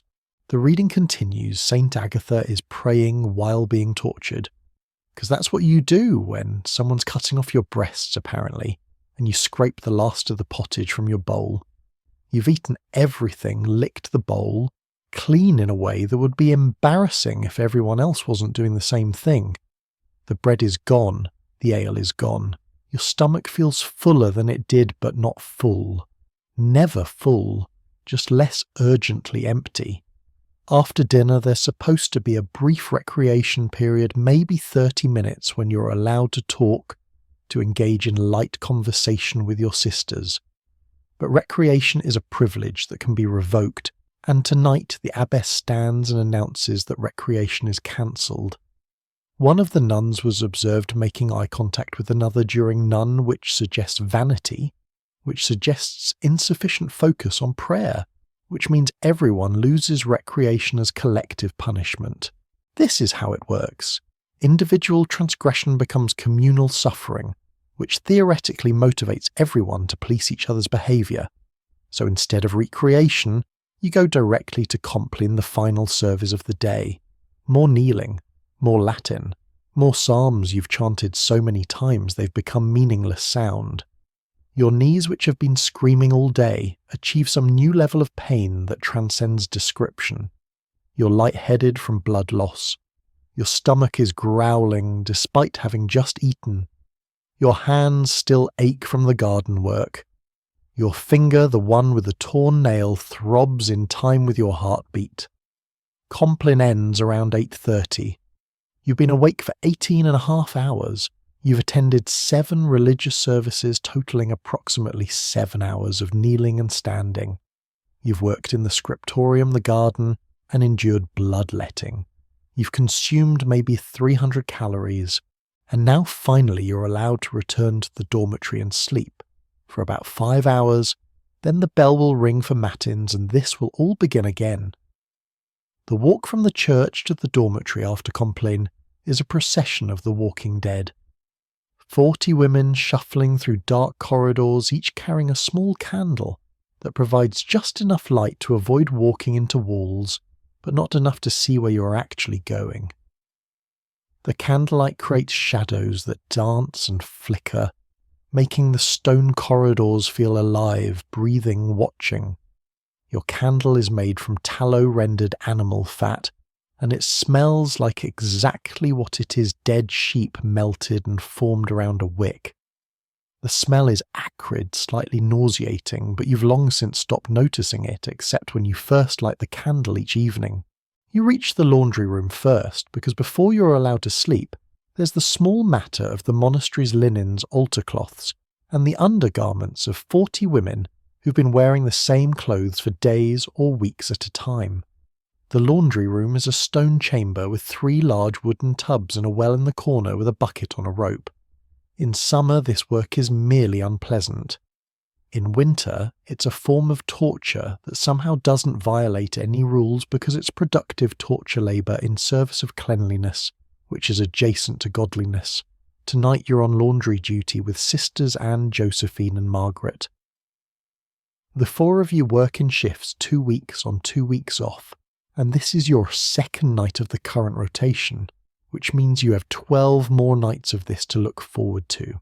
The first task is getting water from the well, and you draw the short straw literally, So you're the one who gets to lower the bucket into the darkness and haul it up full of water that's so cold it's almost at the freezing point. The bucket comes up and the water sloshes over the sides as you carry it to the first tub. Your hands are already wet, already going numb, and you haven't even started the actual washing yet. You pour the water into the tub and then do it again, and again, and again. It takes approximately 12 buckets to fill one tub to a useful level, and you need to fill 3 tubs, one for washing, one for rinsing again, because medieval soap doesn't rinse clean easily. The soap you're using isn't the gentle moisturizing soap you're imagining. This is harsh lye soap made from wood ash and animal fat, and it's incredibly alkaline, which means it's great at cleaning, but also great at destroying your skin. By the end of your 2-week laundry rotation, your hands will be raw, cracked, bleeding in places, and no amount of the infirmary's salves will fully repair them before your next rotation begins. Sister Anne is already scrubbing linens in the first tub, her hands plunged into water, that's so cold you can see her wincing with each movement. She's using a washboard, a wooden board with ridges that you scrub fabric against to work out dirt and stains. The fabric in question is an altar cloth that has candle wax wine stains and God knows what else embedded in it. She scrubs methodically, her breath coming out in clouds, her knuckles turning white and then blue. You join her grabbing one of the monastery's linen shifts, the undergarment that nuns wear beneath their habits. This particular shift has been worn for at least a week, maybe 2, by someone who sweats, bleeds and exists in a body that produces all the normal human secretions and excretions. The shift smells like humanity concentrated, like the medieval perfume industry hasn't been invented yet because medieval people are too busy surviving to worry about smelling good. You plunge the shift into the freezing water, and the cold is so intense it feels like your hands are being stabbed with thousands of tiny needles. You grab the lye soap, a greyish-brown lump that looks like it might be toxic, which it sort of is, and start scrubbing. The soap creates a thin, reluctant lather that smells chemical and angry. You scrub the shift against the washboard, working the fabric between your knuckles, trying to force out the accumulated grime of days or weeks of wear. The blood stains are the worst. Medieval nuns menstruate just like everyone else, but there are no tampons, no pads, just strips of cloth that you try to manage as discreetly as possible, while pretending that your body doesn't do this embarrassing thing every month. When those cloths need washing, they come to the laundry room with dark, rusty stains that require serious scrubbing to remove. You're working on one now, grinding it against the washboard, your hands so cold you can barely feel them, and the stain is barely budging, because medieval soap isn't great at removing protein-based stains, and you don't have hot water to help. Historians still argue whether medieval women were as ashamed of menstruation as Victorian-era women would later be, or whether the shame was a cultural addition that came later. But reading between the lines of medieval medical texts and religious writings, it's pretty clear that menstruation was considered a curse, a punishment for Eve's sin, a monthly reminder of women's inherent impurity. You're not supposed to take communion during your period. You're not supposed to touch sacred objects. Some texts suggest you shouldn't even be in church, though that rule is impractical in a monastery, where you're required to attend services regardless of your body's inconvenient timing. The water in the tub is turning grey-brown, now cloudy with dissolved dirt and soap. Your hands have progressed from painful to numb, which is almost a relief, except you know from experience that when feeling returns, and the pain will be worse than before. Sister Josephine is wringing out a clean shift, twisting the fabric to extract as much water as possible, and her hands are shaking from the effort and the cold. The wrung-out shift goes into the second tub for rinsing, which means more plunging your hands into freezing water, more agitating fabric, more trying to remove soap that clings stubbornly to the linen fibres. Then the shift goes into the third tub for a final rinse, and then it's wrung out again, and hung on wooden racks near the dormitory's single heating source, which isn't really a heating source, just a slightly less cold area of the room. You work for 2 hours.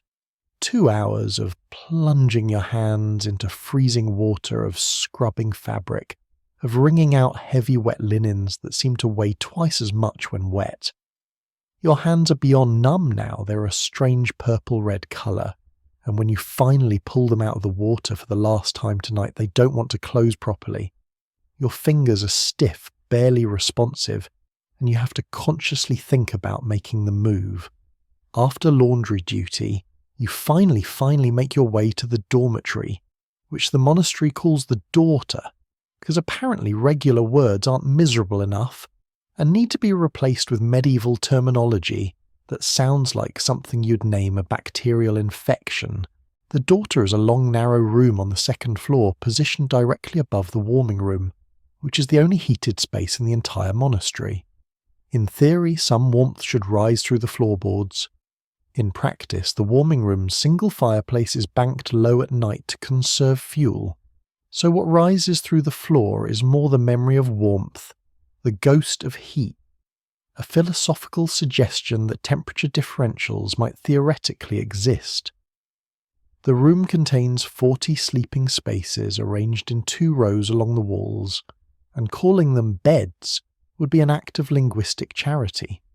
Each space consists of a wooden pallet on the floor, literally just a board, no frame, no elevation, covered with a thin straw mattress that's more compressed dust than actual straw at this point.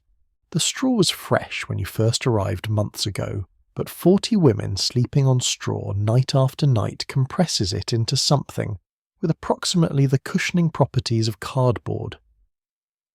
On top of the straw mattress is a linen sheet, thin and patched in multiple places. On top of you when you lie down will be a single woolen blanket that's heavy but not warm, dense but not insulating more weight than comfort. The daughter has no privacy whatsoever. No curtains, no partitions, no walls between sleeping spaces. Just 40 women arranged in parallel like books on a shelf, close enough that you can hear every breath, every shift of position, every bodily sound that humans make during sleep. You know intimately who snores. Sister Beatrice sounds like a congested bear who cries quietly in the night. Sister Thomasine almost every night, who has a cough that won't quit Sister Agnes, and it's getting worse, and who talks in their sleep. Sister Catherine occasionally has full conversations with people who aren't there. You make your way to your assigned space number 17 between Sister Anne and Sister Margaret, and notice immediately that frost has formed on the interior walls, not a light dusting. Actual frost patterns, thick and crystalline, spreading across the stone like frozen ferns. The windows' narrow slits designed to let in light while keeping out arrows, because this building was designed in more violent times, are covered with shutters, but medieval shutters aren't airtight. Cold air pours through the gaps, creating drafts that move across the room like invisible hands, searching for warm bodies to steal heat from. You remove your outer scapula and fold it carefully because you only have one and it needs to last for years. You keep your habit on, obviously because only a mad woman would try to sleep naked or even partially undressed in these conditions. You keep your veil on. You keep your wool stockings on. You're going to sleep fully dressed because your clothing is insulation, and insulation is survival, and survival is the name of the game in this frozen nightmare. You lie down on your pallet and the straw mattress makes a crunching sound as your weight compresses it further. The linen sheet beneath you is cold, everything is cold, and you can feel the chill of it seeping through your habit. You pull the woolen blanket up to your chin, and it's heavy enough that it feels like being buried, like having a corpse laid on top of you, which is cheerful imagery but not inaccurate. Around you, other women are settling into their spaces with the same resigned efficiency. Everyone knows the drill. Get horizontal as quickly as possible, pull the blanket up, curl into a ball to minimize surface area and conserve heat. Try to fall asleep before the cold becomes unbearable, knowing that the cold will wake you multiple times during the night, that you'll never achieve deep restorative sleep, that you'll wake for matins having rested but not recovered. Sister Margaret to your right is already starting to snore a soft, rhythmic sound. That would be comforting if it didn't mean she was one of the lucky ones who can actually fall asleep quickly. You lie there, eyes open, staring at the darkness, and you're so tired your bones ache, but sleep won't come yet. Your mind is still processing the day, the cold, the hunger, the pain, the endless cycle of services. Your body is still adjusting to horizontal, still deciding whether it's safe to shut down for a few hours or whether it needs to stay alert for threats.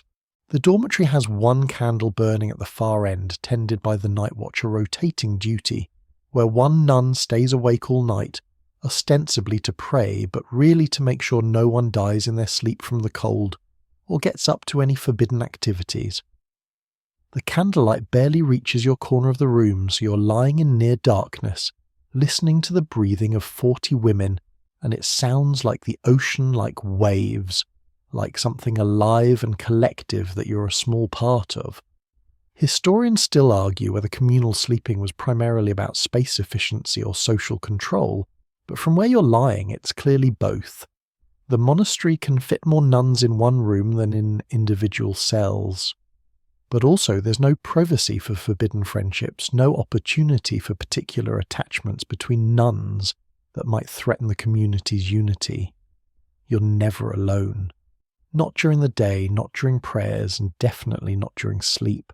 Your interior life, such as it exists, is the only private space you have, and even that feels invaded by the constant presence of others. Your feet are cold. Not just cool cold in a way that makes you wonder if you have frostbite developing, if your toes are slowly dying in your wool stockings. You curl your knees up toward your chest, trying to get your feet under the blanket more fully, and the movement sends a shock of cold air under the blanket that takes several minutes to warm back up. This is the eternal dilemma of winter sleeping. Moving might improve your position, but movement lets in cold air, and the cold air erases any benefit from the new position.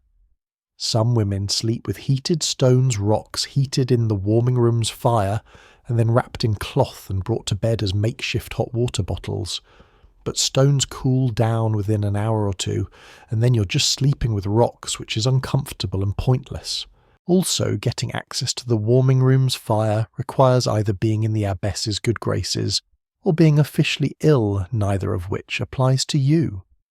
You think about summer.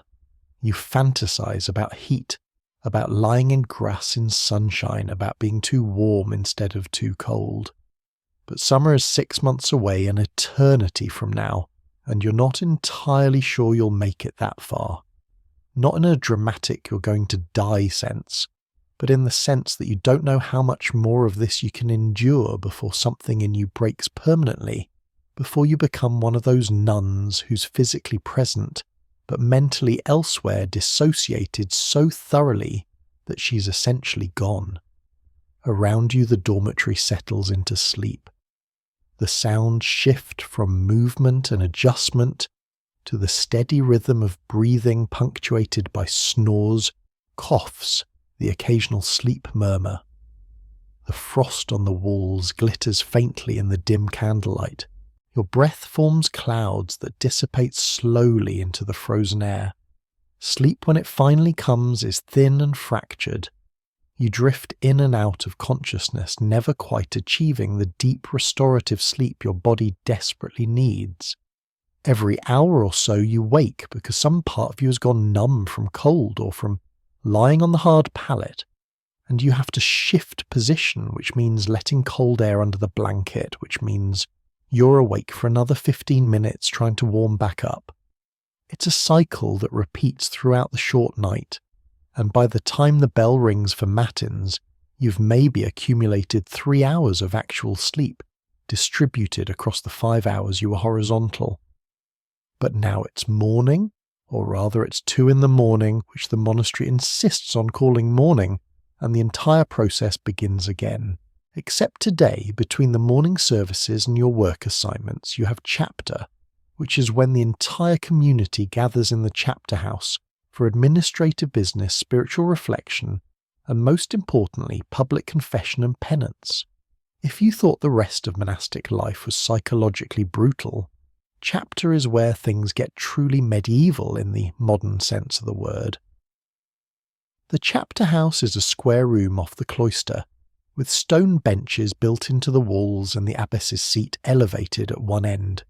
You file in after prime along with all 40 members of the community and take your assigned seat. Everyone sits in strict hierarchical order. Senior nuns near the abbess, newer nuns like yourself further away, novices at the very back. The room is as cold as everywhere else, and you can see your breath-forming clouds as you wait for the proceedings to begin.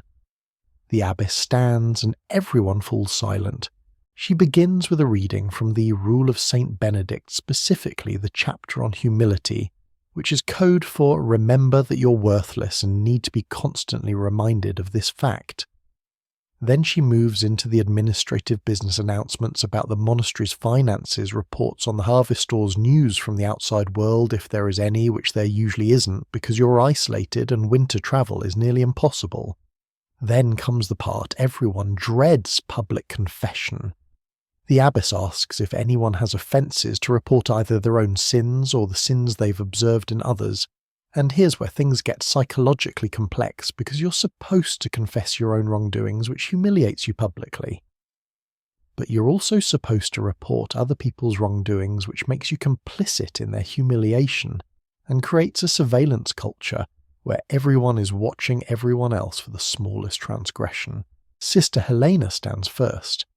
She's one of the more devout nuns, or possibly just one of the more paranoid, and she confesses that during terce yesterday, she had a fleeting thought of resentment towards Sister Anne for taking too long at the wash basin. The thought lasted perhaps 3 seconds and resulted in no action, but here she is publicly declaring it because interior thoughts count as sins if they're uncharitable. The abbess nods gravely and assigns penance Sister Helena will kneel for an extra hour after Compline tonight, meditating on the virtue of patience. Sister Helena bows and sits down, and you feel a mixture of pity and contempt for her pity, because that's a harsh punishment for a thought crime. Contempt, because reporting yourself for thought crime seems like unnecessary zealotry. Next, Sister Josephine stands. She confesses that she broke silence yesterday in the garden, speaking aloud when she hit her thumb with a spade.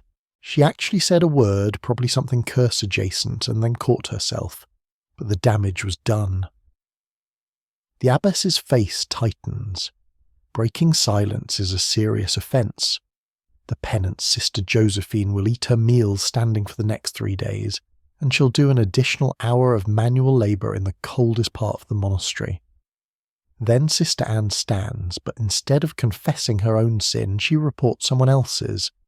She states that she observed Sister Margaret making eye contact with Sister Thomasine during NUN, and that the eye contact lasted longer than necessary, and seemed to communicate something beyond what hand signals would convey. This is a subtle accusation.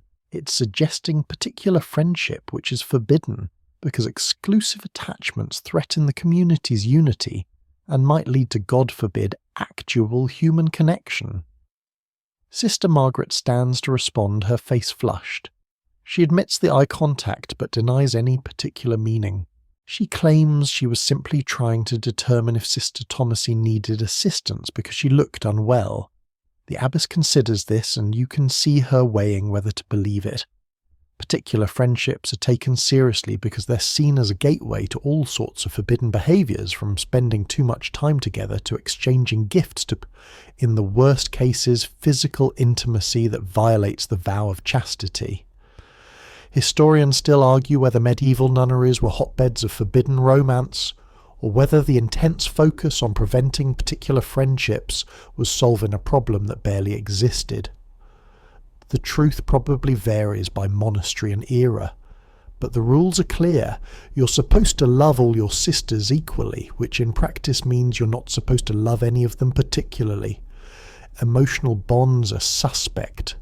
Friendship is dangerous. Isolation is holy. The abbess assigns Sister Margaret a moderate penance. She'll sleep without her blanket tonight, which in these temperatures is significant punishment. Sister Thomasine receives the same penalty, even though she wasn't the one accused, because if eye contact happened, both parties are equally guilty. The collective nature of punishment is a feature, not a bug. It encourages everyone to police each other's behaviour, because any friendship you form puts your friend at risk of punishment for your actions. The confessions continue. Someone admits to having second helpings of pottage during their serving duty in the kitchen and eating one extra spoonful. Someone reports seeing someone else lingering too long in the warming room when they should have been in the scriptorium. Someone confesses to feeling pride after completing a particularly beautiful illuminated manuscript. Someone admits to laughing actual laughter when a bird flew into the cloister and caused brief chaos during NUN. Each confession receives its penance, extra prayers, reduced rations, additional manual labour, physical punishment with the discipline that small whip used for self-flagellation, but also administered by the abbess for serious offences. The punishments are calibrated to the severity of the sin, but the calibration seems arbitrary, based more on the abbess's mood and her assessment of who needs to be kept in line than on any objective standard. After chapter concludes with everyone appropriately humiliated and reminded of their worthlessness, you proceed through the rest of the day's service rotation. Terce passes in a blur of Latin and knee pain. Sext arrives right on schedule to interrupt whatever concentration you'd managed to build in the scriptorium. NUN comes along to fragment your afternoon even further, and then finally, mercifully, Vespers the evening service that signals you're approaching the end of this particular 24-hour cycle of suffering. Vespers in winter has a particular quality of desperation. The light outside is already dying, fading into that grey-blue twilight that seems to last forever in winter, but actually only spans about 40 minutes. The church is darker than usual, requiring more candles, which means more tallow smoke, which means the air is thick and acrid and makes your eyes water. You take your place in the choir stalls and your body moves through the familiar patterns. Kneel, stand, sit, kneel again, while your mind drifts somewhere else, anywhere else trying to escape the monotony of repetition. The psalms for Vespers include Psalm 141. Let my prayer be counted as incense before you, and the lifting up of my hands as the evening sacrifice. And you think about sacrifice, about what you've sacrificed to be here. Not just comfort or family or the possibility of marriage and children, though those are significant. But smaller things too, the ability to have a private thought without immediately needing to confess it. The freedom to look at another person without calculating whether the eye contact is too long. The simple pleasure of eating something that tastes good. The luxury of being warm. The basic human right to sleep through the night without interruption. You sacrificed your name too, though that happened so long ago you sometimes forget. When you took your vows, you were given a new name, a saint's name, and your birth name was buried along with your former identity. You are sister, whatever name the abbess assigned, and that other person you used to be, the girl with a family and a home and dreams about her future, she's dead. She had to die so this version of you could exist, this diminished, obedient, perpetually cold version that kneels on command and speaks only when permitted. Vespers ends and you file out toward the refectory for dinner, but tonight there's an addition to the routine. Tonight is a special penance night for the monastery as a whole declared by the abbess, because apparently the community has been too comfortable lately, too lax in devotion, too prone to small transgressions. So before dinner there will be a session with the discipline.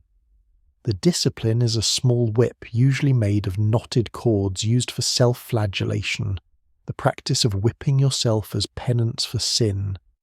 In private, nuns are encouraged to use the discipline regularly striking their own backs and shoulders to mortify the flesh, to punish the body for its demands and weaknesses. But on special occasions the flagellation is communal, performed together in the chapter house, where everyone can witness everyone else's devotion. You gather in the chapter house, and the abbess explains that tonight's penance is for the collective sin of murmuring, the sin of complaining, of expressing dissatisfaction, even if only through facial expressions or posture. Someone has been murmuring, maybe multiple someones. Therefore everyone must participate in penance because individual sin contaminates the whole community. The abbess instructs everyone to remove their scapulars and habits, down to the waist, exposing your backs.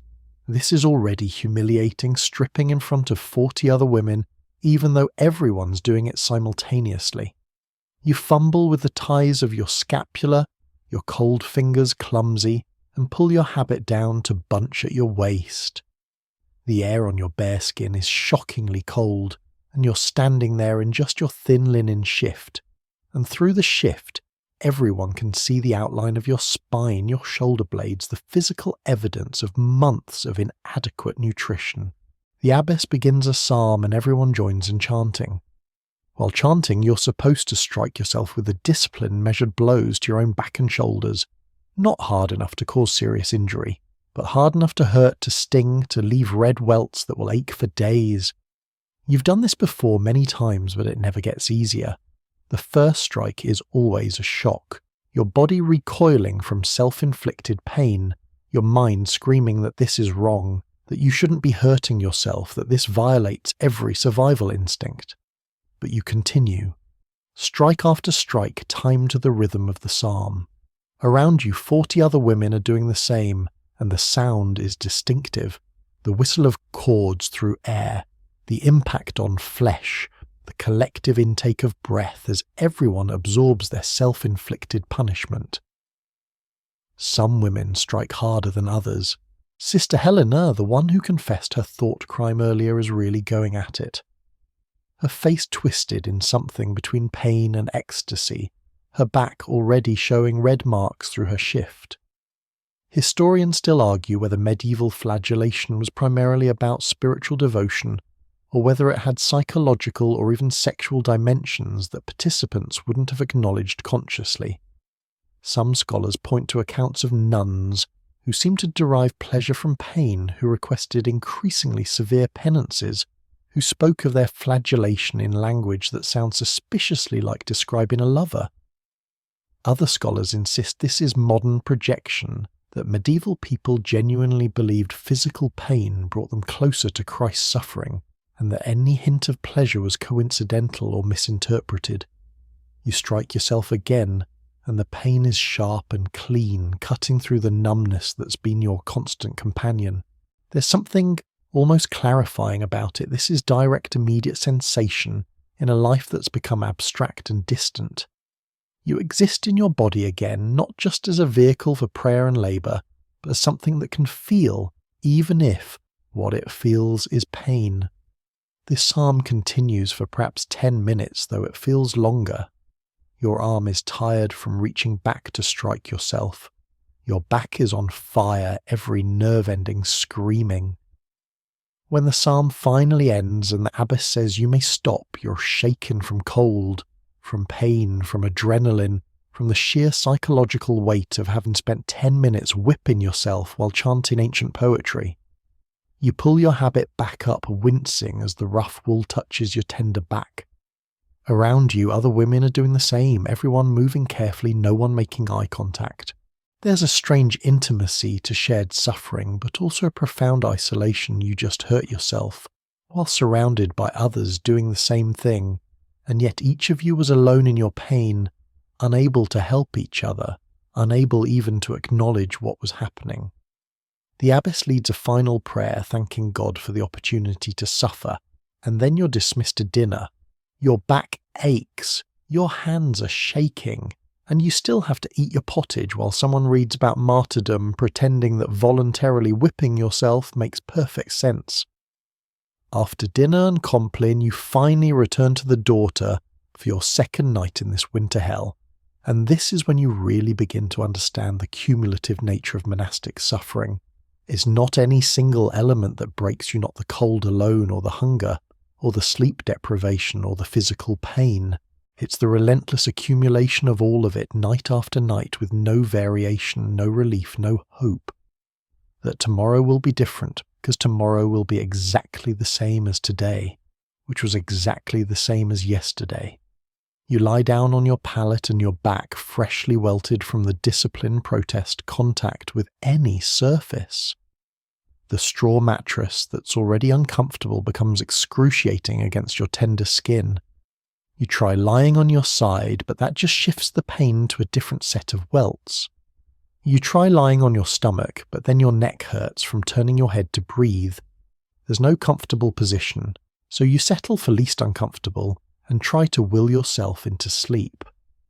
But sleep won't come, not immediately, because your mind is racing in that particular way that happens when you're exhausted beyond reason, but too uncomfortable to actually rest. You're thinking about everything and nothing about the manuscript you're copying, about whether you'll make a mistake tomorrow and ruin the page about Sister Clemence in the infirmary, who sounds worse each day, about your family whom you haven't seen in months or years, and probably never will again, about whether this life has any meaning, or whether you're just slowly dying in a stone building for no reason that matters. Around you, the dormitory settles into its nightly symphony. Sister Beatrice starts snoring, almost immediately that woman could fall asleep on a bed of nails, apparently. Sister Agnes is coughing that wet, rattling cough that sounds like drowning, and you wonder if she'll be the next one in the infirmary, the next one who doesn't make it through winter. Sister Thomasine is crying again, very quietly, trying to muffle the sound in her blanket, but everyone can hear her anyway, because there's no such thing as privacy here. You lie there listening to Sister Thomasine cry, and you want to comfort her, want to reach over and touch her shoulder, want to whisper that it's okay, that you understand, that you all understand. But touching is forbidden, particular attachment, remember, and speaking after Compline is forbidden. And anyway, what would you say? That it gets easier because it doesn't, that it gets better because it won't, that there's purpose in this suffering, because you're not sure there is. The dormitory is slightly less cold tonight because the warming room below must have kept its fire going longer than usual, or maybe you're just too tired to feel the cold as acutely. But you can still see your breath when you exhale, still feel the frost forming on the walls, still hear the wind outside howling through gaps in the shutters.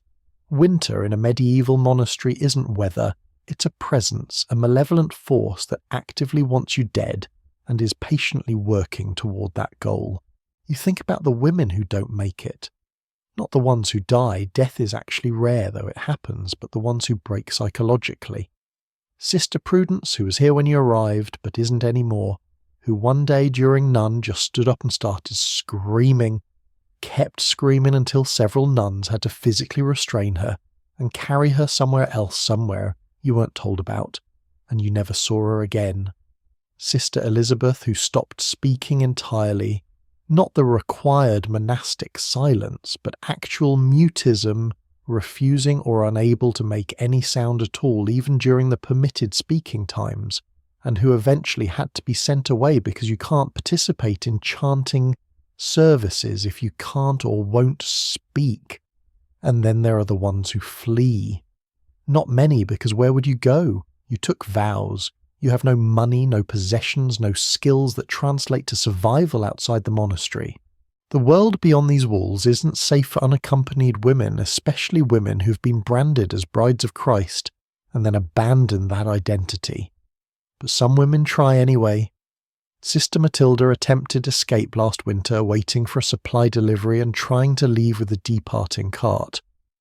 She was caught before she reached the gate. Her punishment was severe, a month in the isolation cell with minimal food and no blanket, and when she emerged she was changed, broken in some fundamental way, her eyes empty and distant. You roll over carefully, trying not to disturb your back, and you feel something wet on your cheek. You're crying. You didn't realize you were crying, but apparently your body has decided to express the grief and despair that your conscious mind is too exhausted to process. You let the tears come silent and useless, absorbed into the rough fabric of your palate. Historians still argue whether medieval nuns were generally content with their lives, or whether monastic writings obscure widespread suffering. The official documents, monastery records, letters from abbesses, accounts of daily life written for external audiences tend to portray monastic life as peaceful, ordered, spiritually fulfilling. But margin notes in manuscripts, personal journals when they exist, and the very existence of strict rules against particular behaviours suggest a different reality. You don't need detailed rules against fleeing the monastery if no one wants to flee. You don't need elaborate punishments for murmuring if everyone's happy. Sleep finally comes perhaps an hour after you lay down, and it's that heavy leaden sleep of complete exhaustion where you're not so much resting as temporarily ceasing to exist. You don't dream, or if you do, you don't remember. Your body shuts down as much as it can while still maintaining basic functions, conserving every possible resource for the next day's demands. And then, impossibly soon, the bell rings for matins. 2 a.m. again.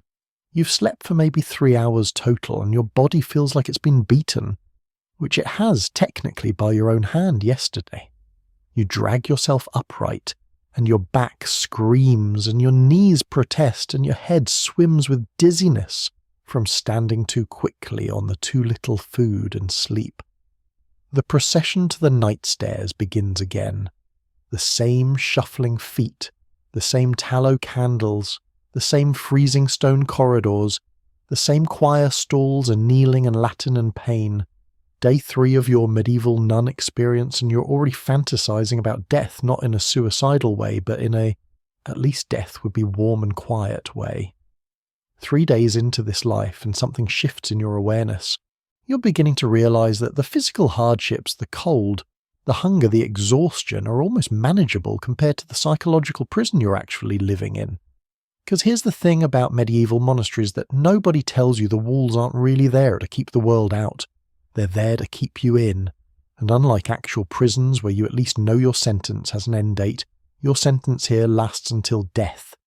The vows you took aren't for 5 years or 10 years, they're forever.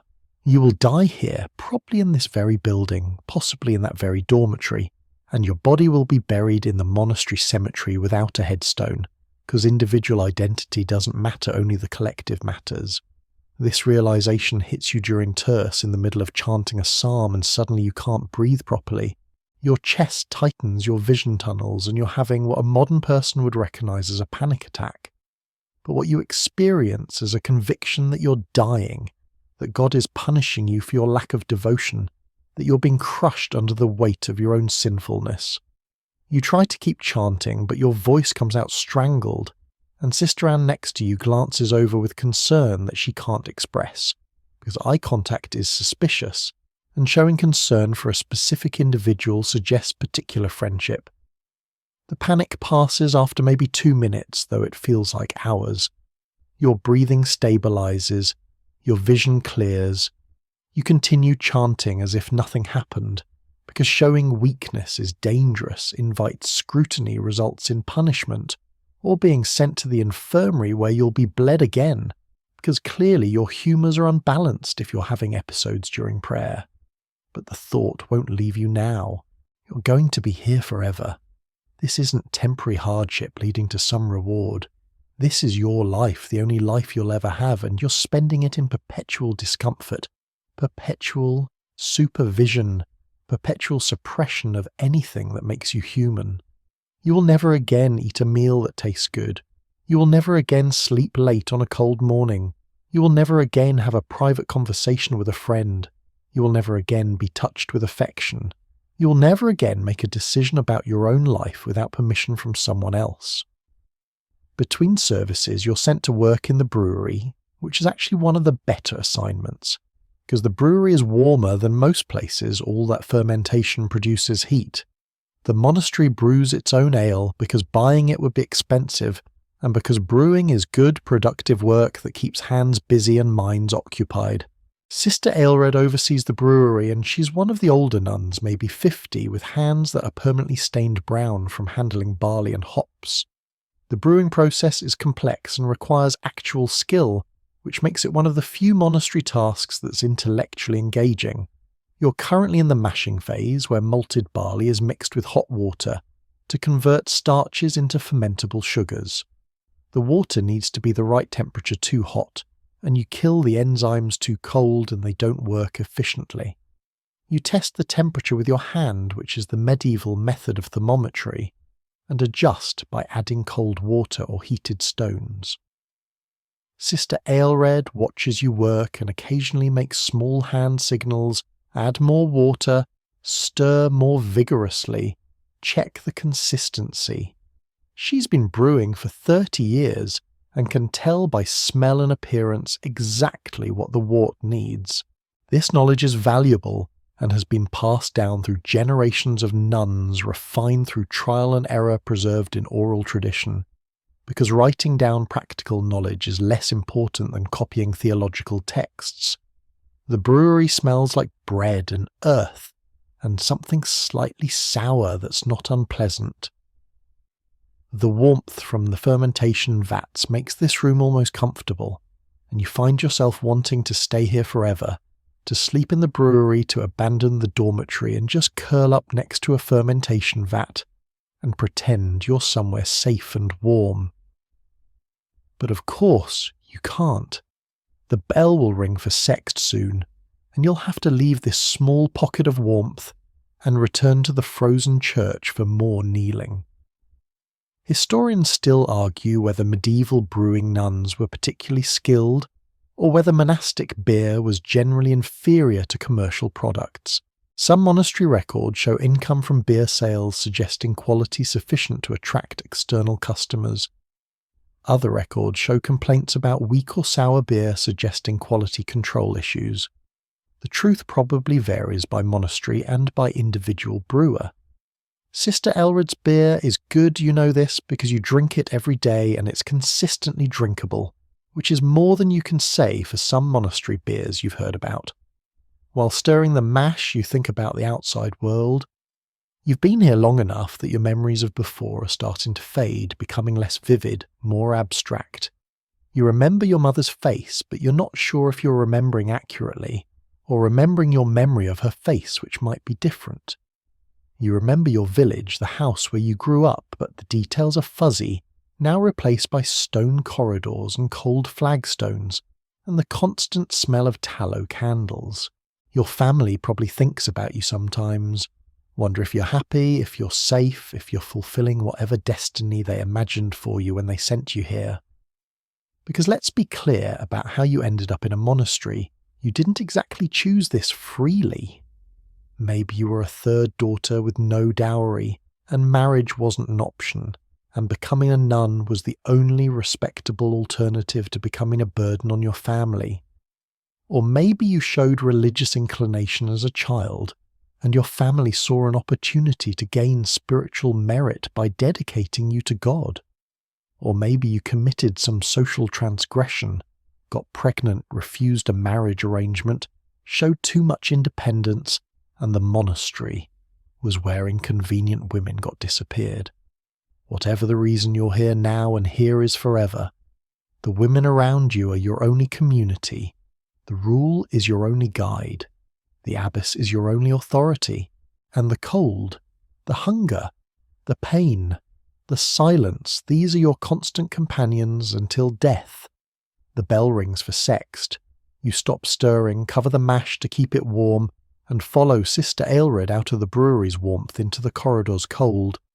The temperature difference is shocking, like walking from summer into winter in 3 steps. Your body, which had just started to relax in the warmth, immediately tenses again, shoulders hunching, muscles contracting, everything pulling inward to conserve heat. Back to church, back to kneeling, back to Latin words that have lost all meaning through endless repetition. Back to wondering how you'll survive another day of this, let alone a lifetime. After sext, something unusual happens. The abbess announces that Sister Perpetua, one of the eldest nuns, has made a special request that's been approved by the bishop, and she's being installed today as an anchoress. If you thought regular monastic life was extreme, anchoritism is monastic life's nightmare-level difficulty setting. An anchoress is a nun who chooses, though chooses is doing a lot of work in that sentence, to be permanently enclosed in a small cell attached to the monastery church where she'll remain for the rest of her life. Not just living in the cell, literally bricked in, sealed inside, a living burial. You file into the church with the rest of the community to witness the ceremony, and there's a strange mixture of reverence and horror in the air. Sister Perpetua has been preparing for this for months, undergoing additional spiritual instruction, putting her affairs in order, which isn't complicated since nuns don't have affairs. But apparently there are still procedures. She's 67 years old, which means she's already outlived most medieval people by decades, and now she's choosing to spend whatever time remains in total isolation. The anchorite cell is built into the exterior wall of the church, accessible from inside the church, through a small opening but otherwise completely sealed. It's maybe 8 feet by 10 feet with one tiny window facing into the church, so the anchoress can observe Mass, and one even tinier window facing outside so she can receive food and occasionally speak with visitors seeking spiritual counsel. There's no door. Once she's inside and the opening is bricked up, the only way out is death. The bishop himself has travelled here for this ceremony, which is rare and significant. He's an elderly man in elaborate vestments that probably cost more than the monastery's entire annual budget, and he's clearly cold despite the layers of fine wool and silk which gives you a petty satisfaction. Even rich people suffer in winter, though considerably less than you do. Sister Perpetua kneels before the bishop and he begins the ritual of enclosure. There's a special liturgy for this prayers, asking God to bless this woman who's voluntarily entombing herself for spiritual devotion. The language is beautiful in a morbid way, references to death and burial, to the soul being freed from the body, to earthly life being a prison from which the anchorite escapes into a greater freedom. The cognitive dissonance is staggering. You're celebrating someone being bricked into a cell by calling it freedom. Sister Perpetua stands and enters the cell, moving slowly her arthritic joints, making the simple act of stepping through the opening painful to watch. She's carrying nothing except a wooden cross, a prayer book, and a blanket. Those items and whatever furniture is already in the cell, a pallet, a chamber pot, a small table, constitute her entire world from now until death. The bishop gives a final blessing, and then 2 workmen who've been waiting with mortar and bricks begin their work. They start filling in the opening brick by brick, and Sister Perpetua stands on the other side watching her last view of the outside world disappear. Her face is serene, composed, showing the kind of acceptance that comes from either genuine spiritual peace or complete psychological dissociation. You can't tell which. The bricking continues, the opening gets smaller. Sister Perpetua's face is barely visible now, just eyes and part of her forehead, and then just eyes, and then nothing. Just a wall where there was once an opening. The workmen continue finishing the wall, making it smooth and complete, as if there was never an opening at all, as if Sister Perpetua doesn't exist anymore, except as a presence behind stone. Historians still argue whether medieval anchorites were mentally ill or genuinely spiritually enlightened. The symptoms look similar from the outside, choosing extreme isolation, claiming direct communication with God, experiencing visions that may be hallucinations, exhibiting behaviours that in any other context would be recognised as self-harm. But medieval culture interpreted these behaviours as holiness, as evidence of divine favour, as something to be celebrated rather than treated. The ceremony ends and everyone files out, except you notice Sister Thomasine is crying again, not even hiding it. This time, tears streaming down her face as she stares at the newly sealed wall. You understand? You just watched someone be buried alive, watched a human being voluntarily enter a tomb, and everyone's pretending this is beautiful and holy instead of absolutely horrifying. And the worst part of you understands the appeal, A cell where no one can see you, where you're excused from services because you physically can't attend where the cold is, at least your own private cold, and not shared with 40 other women. Isolation as luxury. That's what this life has done to your brain. After the ceremony, you're assigned afternoon work in the dairy, which exists in the building adjacent to the main monastery and houses the few cows the community owns. Medieval monasteries are largely self-sufficient, they have to be, because supply deliveries in winter are unreliable at best, so you have cows for milk and cheese, chickens for eggs, pigs for the rare occasions when meat is permitted, sheep for wool, and gardens for vegetables and herbs. The dairy is cold, obviously, but it's a different kind of cold, damp and organic, rather than the dry stone cold of the church. The cows provide some warmth just by existing large animals generating body heat that radiates into the space. You can smell them, that earthy animal smell that would be unpleasant if it wasn't associated with warmth and life. Your job today is churning butter, which is physical labour that at least keeps you moving. The butter churn is a large wooden barrel with a plunger, and you pour in the cream that's been separated from yesterday's milk and begin the rhythmic up and down motion that will eventually transform liquid cream into solid butter. It takes maybe 30 to 40 minutes of continuous churning, and your arms are already tired from this morning's work, but you push through because stopping isn't an option. While churning, you think about Sister Perpetua in her cell. She's maybe 30 feet away from where you're standing on the other side of 2 stone walls. She's sitting in there right now in the dark or near dark, because the tiny windows admit minimal light, with nothing to do except pray and think and exist in the smallest possible space. She'll receive food twice a day through the outside window, bread and ale in the morning, pottage in the evening, exactly what you eat, but delivered through a small opening by whoever's assigned that duty. Days blur into weeks and you've stopped counting because what's the point? Every day is identical. The liturgical calendar marks time advent, giving way to Christmas, giving way to Epiphany. But these changes are abstract theoretical, having nothing to do with your actual experience, which is unchanging. Cold, unchanging hunger, unchanging exhaustion. The only marker of time passing is that you're getting thinner, weaker, more hollowed out physically and psychologically. Christmas comes and you're told this should be joyful, a celebration of Christ's birth, a time of hope and renewal.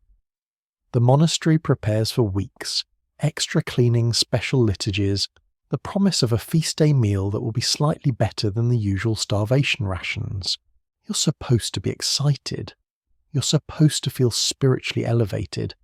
Instead, you feel nothing except cold and hungry and tired, the same feelings you had yesterday and will have tomorrow.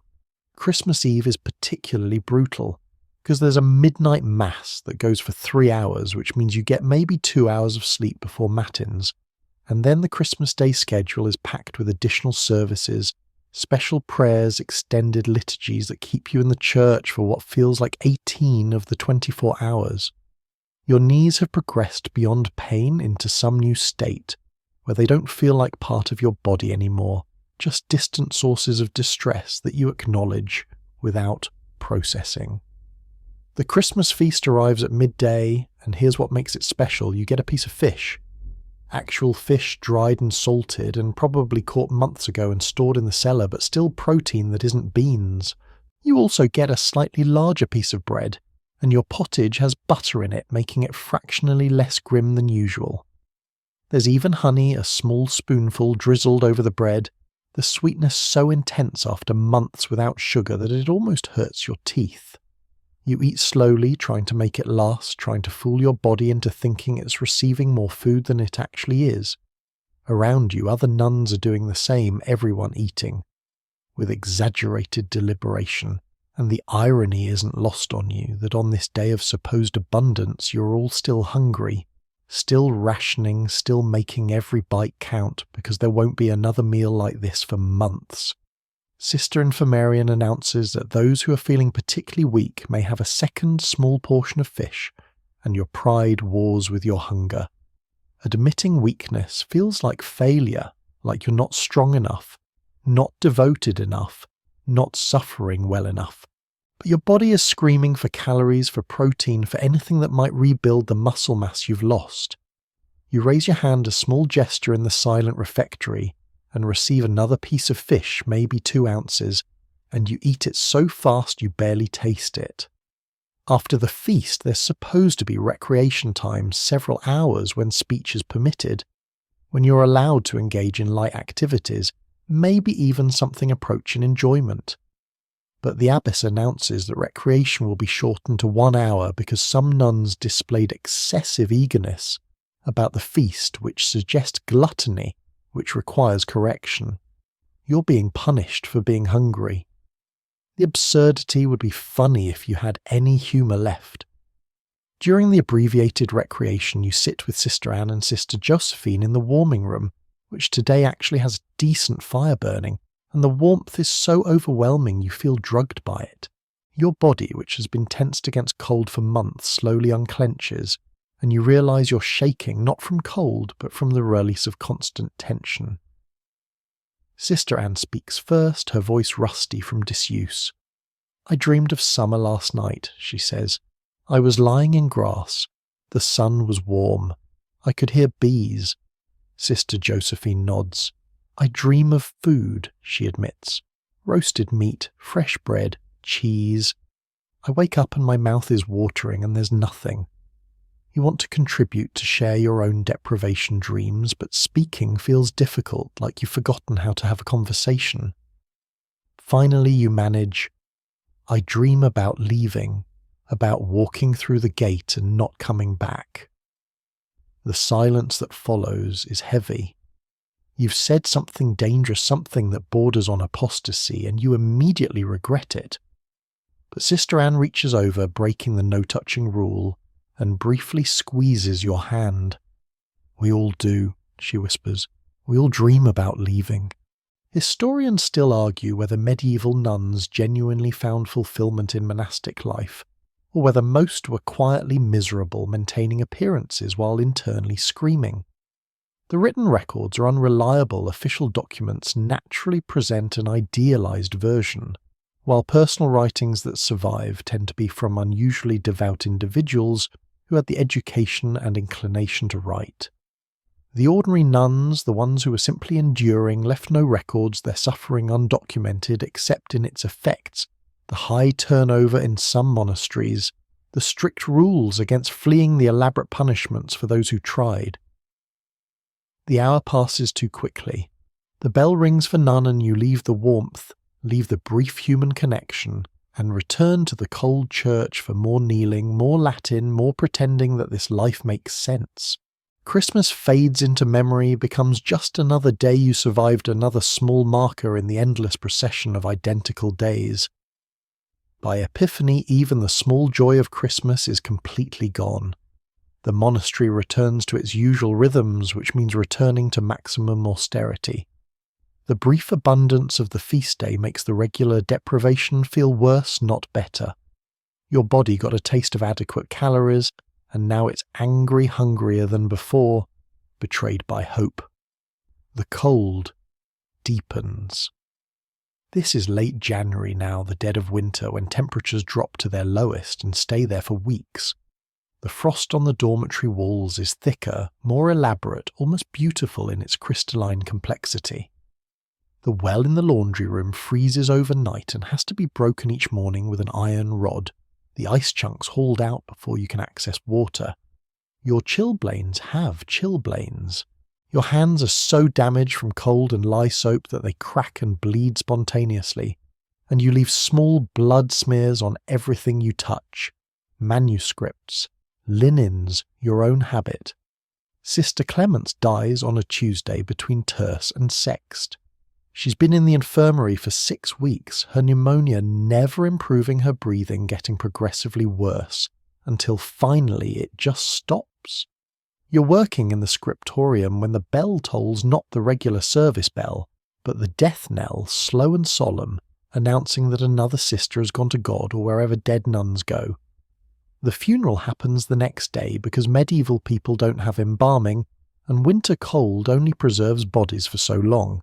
You gather in the church and Sister Clemence's body is laid out on a simple wooden bier in front of the altar, wrapped in her habit, her face visible and waxy and empty. This is the first dead body you've seen up close. Your family probably shielded you from death before you came here, and it's shocking how much a person can look like themselves and yet obviously not be themselves anymore. That's Sister Clemence's face, her hands folded over her chest. But Sister Clemence is gone. What remains is just meat and bones cooling to room temperature, which in this case is barely above freezing. The funeral mass is long and elaborate with special prayers for the dead incense that makes the church smell slightly less like cold stone and more like perfumed cold stone, and a sermon from the abbess about Sister Clemence's devotion, her patience in suffering her holy death. You listen and wonder if Sister Clemence actually wanted to die in a freezing monastery after 6 weeks of drowning in her own lungs, or whether given the choice she might have preferred to live to be warm, to breathe without pain. After the Mass, you process to the monastery cemetery, which is a small plot of land behind the church marked with wooden crosses that are barely visible under the snow. There's a hole already dug. Someone had that grim task yesterday, breaking through frozen earth, with pick and shovel creating a rectangular pit that's now dusted with fresh snow. Sister Clemence's body is lowered on ropes, and she settles at the bottom with a soft thud that seems too undignified for what should be a solemn moment. The abbess says final prayer's dirt is shovelled in, and that's it. Sister Clemence existed for 53 years, spent 30 of them in this monastery, and her memorial is a wooden cross that will rot within a decade and be replaced by nothing. Medieval people don't do elaborate grave markers for nuns. Individual identity doesn't matter. You're born, you suffer, you die, you're forgotten. The community continues without you. Walking back to the monastery, you're struck by how little has changed. Sister Clemence is dead, and lunch still happens on schedule, and sex still happens on schedule, and the world continues turning as if she never existed. Her space in the dormitory will be filled by a new nun probably within weeks. Her duties will be redistributed. In 6 months, new nuns won't even know who Sister Clemence was. That's your future too. Decades of suffering followed by a hole in frozen ground and then nothing. This thought follows you through the rest of the day. During dinner, during vespers, during the evening's laundry duty, you can't stop thinking about mortality, about the sheer pointlessness of spending your entire life in discomfort for some theoretical afterlife reward that might not even exist. What if the monks and priests and theologians are all wrong? What if there's no heaven, no hell, no God watching and judging and keeping score? What if you're just destroying your body and your mind for absolutely nothing? These thoughts are dangerous. Doubting is sin. Questioning is sin. Entertaining the possibility that this is all meaningless is probably the worst sin of all, worse than gluttony or pride or even lust, because it undermines the entire structure that makes monastic life tolerable. If you don't believe in the reward, what's the point of the suffering? You're standing at the laundry tub, hands plunged into freezing water, scrubbing a blood-stained cloth, and you realise you're crying again. Silent tears running down your face, dripping into the wash water, mixing with the cold and the soap and the blood. You're crying for Sister Clemence, who deserved better than this. You're crying for yourself, who also deserves better than this. You're crying for all the women who've lived and died in places like this, their suffering unmarked and unremembered, erased by time and institutional indifference. Sister Margaret, working at the next tub, glances over and sees your tears. She doesn't say anything, can't say anything, silence rule, but she catches your eye and nods. Just a small nod that communicates I see you. I understand. You're not alone in this. It's a minor violation of the no eye contact rule, a tiny gesture of human connection. and it's enough to steady you, to help you breathe, to remind you that you're still a person, even though this place is trying very hard to convince you otherwise. Historians still argue whether medieval monasteries deliberately broke their members psychologically, or whether the harsh conditions were simply practical responses to limited resources. But from where you're standing, hands numb in freezing water, face wet with tears, it feels deliberate. The cold isn't just about lacking fuel for fires. The hunger isn't just about limited food supplies. The sleep deprivation isn't just about the requirements of prayer. It's all designed to keep you in a weakened state, physically depleted, emotionally fragile, psychologically vulnerable, so you're easier to control, less likely to rebel, more likely to accept whatever you're told about God and suffering and the nobility of this life. The laundry duty ends. Your hands are purple red, shaking, barely functional. You flex your fingers trying to restore circulation, and the pain as blood flows back is intense enough to make you gasp. This is your life now. Pain layered on pain, cold add to cold suffering, that never quite becomes unbearable enough to kill you, but never lessens enough to allow comfort. You file to compline the day's final service, and you kneel for what feels like the 1,000th time today, and your knees don't even hurt anymore. They're beyond hurt, into some zone of constant distress that's become baseline. You chant the Psalms, and your voice is automatic, disconnected from your mind, just producing sounds, because that's what you've been trained to do. Into your hands, O Lord, I commend my spirit. You chant with everyone else, and you think about Sister Clemens, about her spirit or soul, or whatever she was beyond her body, commended to God, or to nothing released from this life that was more prison than paradise. After compline, you return to the dormitory, and Sister Clemence's pallet is empty, her space vacant, and it's jarring how much absence can be visible. Tomorrow someone will sleep there, maybe a new arrival, maybe someone being moved for disciplinary reasons, but tonight it's just empty space, where a person used to be a reminder that all of you are temporarily replaceable, ultimately forgettable. You lie down on your own pallet, and your back still aches from the discipline session weeks ago, and your knees still hurt from today's kneeling, and your hands still burn from the laundry water, and your stomach still cramps from hunger. You're a collection of pains held together by a body that's slowly failing, and you close your eyes and pray not to God because you're not sure God exists, but to the universe, to chance, to whatever force might be listening, that tomorrow will be different, knowing that it won't be knowing that tomorrow will be exactly like today, which was exactly like yesterday, which will be exactly like every day until you die. February arrives, and if you thought January was the worst winter could offer, you were adorably optimistic. February is when winter stops being a weather condition and becomes a personal vendetta. The cold is deeper, more penetrating, more inescapable. The monastery's meagre fuel supplies are running low, which means the warming room's fire is banked even lower than usual, which means the one space that offered any relief is now nearly as cold as everywhere else. The food stores are depleting too. The root vegetables are getting soft and sprouted, the grain supplies are running thin, and everyone's rations are quietly reduced without announcement, just smaller bowls of pottage, smaller pieces of bread, as if you won't notice that you're even hungrier than before. You've lost weight you couldn't afford to lose. Your habit, which was already loose, now hangs on you like a cloth draped over a skeleton. You can feel your ribs distinctly when you lie on your side. Your hip bones jut out painfully against the thin straw mattress. Your face is gaunt cheekbones, sharp eyes sunken. Every nun looks like this. Now you're a community of walking corpses animated by nothing but obligation and the fading ember of survival instinct. The breaking point comes during a particularly brutal week when 3 more nuns fall seriously ill. Sister Agnes, whose cough you've been listening to for months, finally collapses during terce, her body simply giving up mid-psalm, crumpling to the stone floor with a sound that's part thud, part gasp.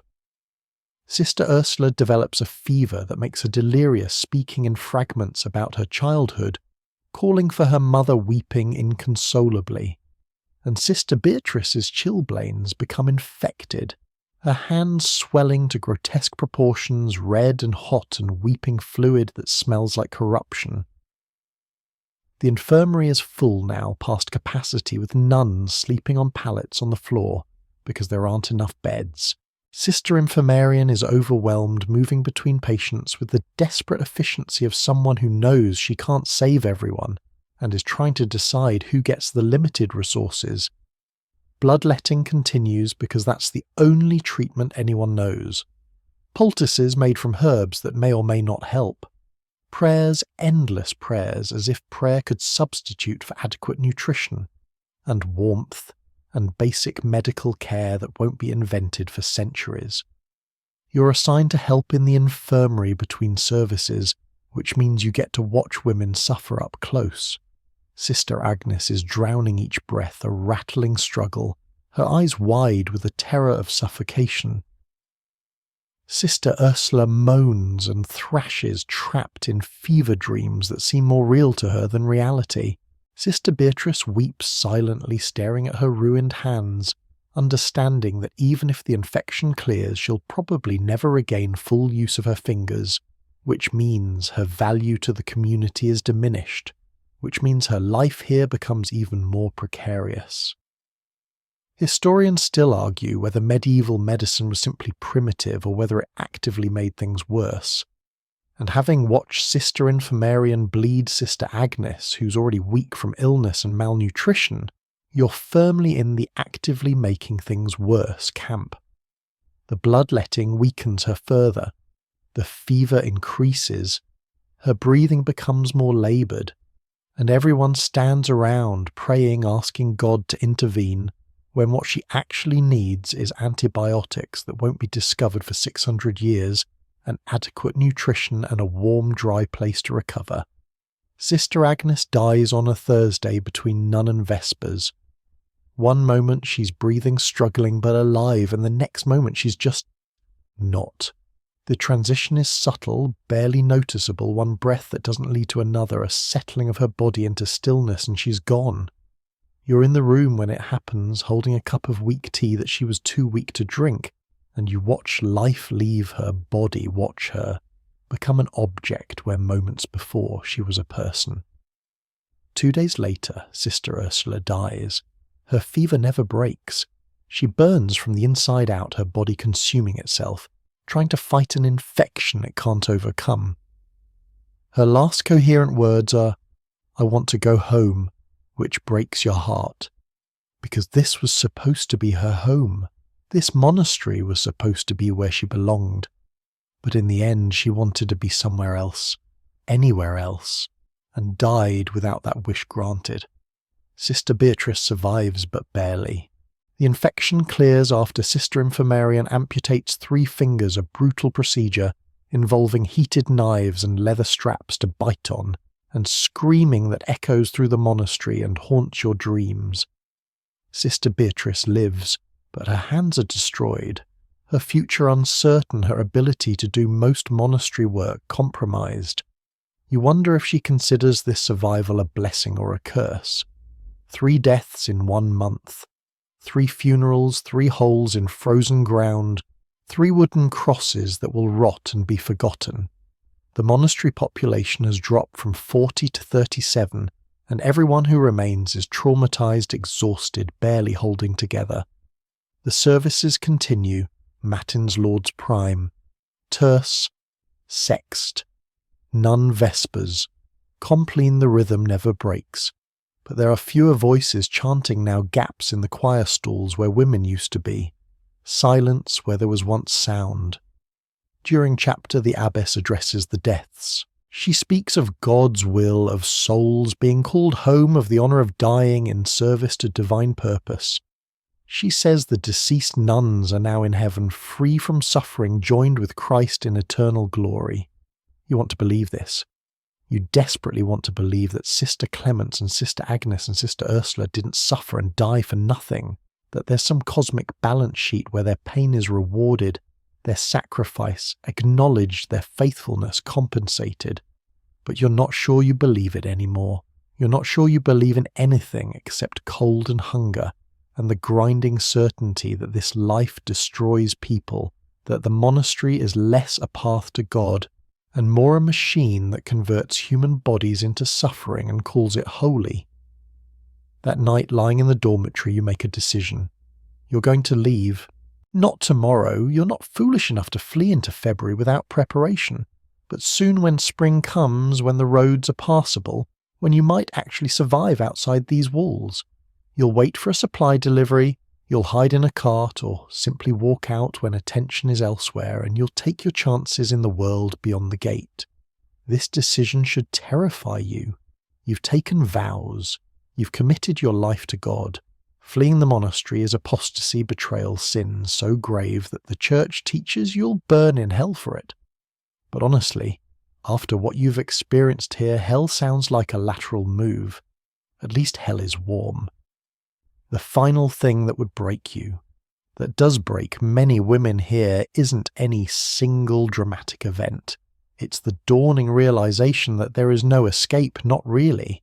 Even as you lie there planning your departure, even as you fantasize about walking through that gate and never looking back, you know the truth. Where would you go? You have no money. No skills that translate to survival in the medieval world outside. No family who would take you back returning from a monastery, would mark you as a failure, a scandal, someone who broke sacred vows. You'd be unemployable in any respectable household. You couldn't marry because you're technically married to Christ, and even if a man would take you, you'd be committing bigamy in the eyes of the church. Your options outside the monastery are become a beggar, become a prostitute, or die of exposure and starvation. That's it. Those are your choices. The monastery is a prison, yes, but it's a prison that at least provides minimal food and shelter. Leave, and you don't even have that. The walls aren't really keeping you in fear, is. Practicality is. The cold, hard mathematics of medieval survival that say a woman alone has no place, no future, no options. Some women have tried anyway. You heard the stories during your novitiate whispered warnings about what happens to nuns who flee. Sister Matilda, who you mentioned before, was caught and brought back, but there were others.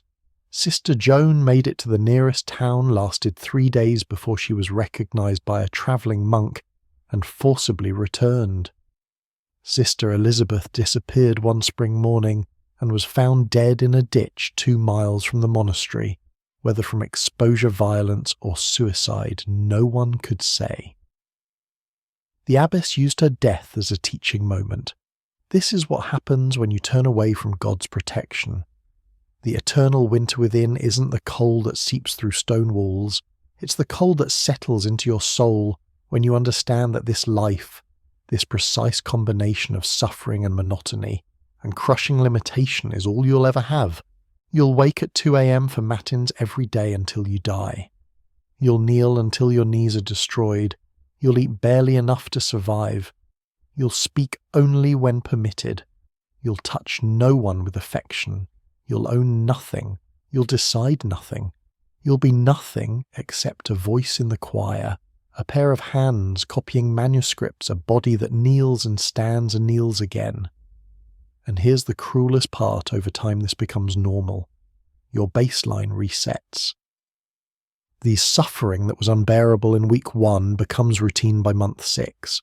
You stop imagining alternatives because imagining requires hope, and hope is painful when it can't be realized. You stop thinking about the future because the future is just more of this endlessly, until death provides the only exit. You watch it happen to the women around you.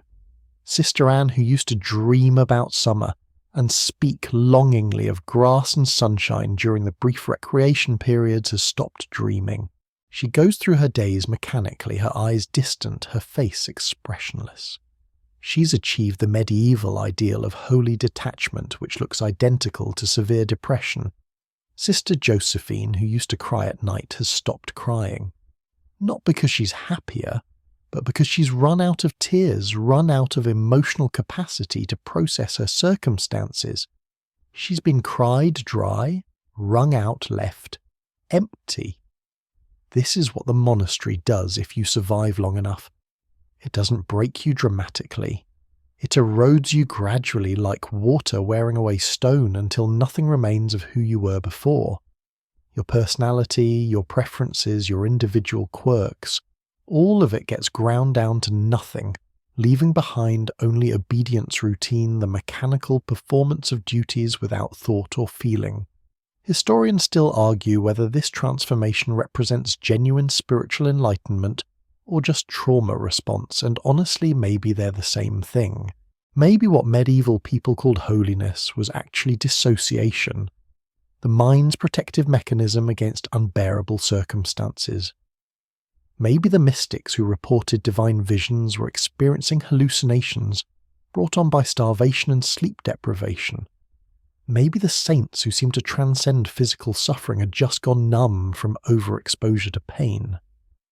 You lie in the dormitory on this final night of our story, and around you 36 other women are breathing in the darkness. Some are sleeping, some are crying quietly, some are praying, some are simply existing, waiting for the bell that will summon them to matins, to another day, identical to this one, to another revolution of the wheel that grinds them smaller and smaller until nothing remains. The frost on the walls glitters faintly. The wind outside howls. Your breath forms clouds that dissipate into the frozen air. Your knees ache. Your stomach cramps with hunger. Your hands throb from cold and damage. And you think, this is my life. This is all my life will ever be. The eternal winter within the ice that forms not on walls but in your heart, the cold that no fire can touch, the frozen emptiness where hope and joy and selfhood used to live. Some women find peace in this. Some genuinely do achieve spiritual transcendence, finding God in the suffering, discovering meaning in the sacrifice. You've seen it occasionally. Sister Perpetua, bricked into her cell, seemed genuinely content, as if she'd found something you couldn't see. Maybe she had. Maybe for some people this life works exactly as advertised, delivering them to divine union through earthly deprivation. But for most of you, for the ordinary women who aren't mystics or saints, who are just trying to survive each day with minimal suffering, this life is simply endurance. You endure the cold, you endure the hunger, you endure the pain, you endure the silence.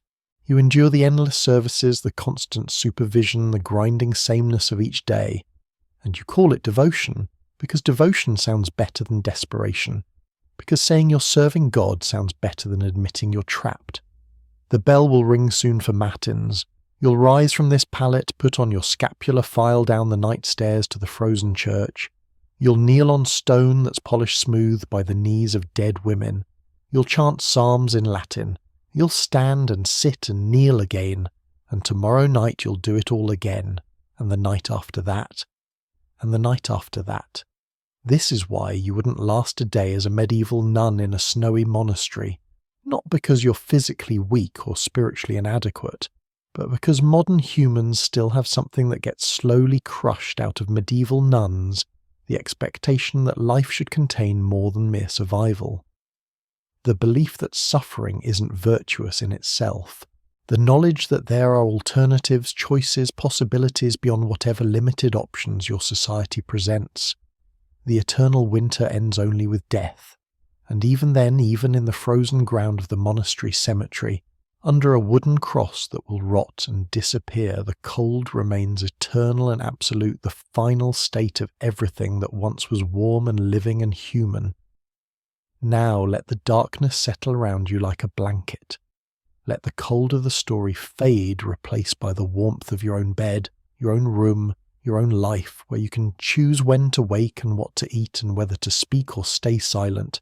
These women, Sister Clemence, Sister Agnes, Sister Ursula, Sister Perpetua, all of them, they existed once. They suffered through winters you can barely imagine. They endured because endurance was all they had. Their frozen breath no longer clouds the air. Their voices have faded from the stone corridors, The bells that called them to prayer have long since cracked and been melted down. The monasteries where they knelt are ruins now, or museums, or have disappeared entirely, leaving not even foundations behind. But their story remains a reminder of what humans can survive, what we can be forced to endure, and what we've built beyond that suffering. You live in a world they couldn't imagine, with warmth and plenty, and freedom they never knew. And as you drift towards sleep tonight, perhaps you can carry a small gratitude for the distance between their winter and yours. The stone walls have crumbled, the frost has melted, the eternal winter finally has ended. Rest now. You're safe. You're warm. You're free. The story ends here. See you in the next video. Good night.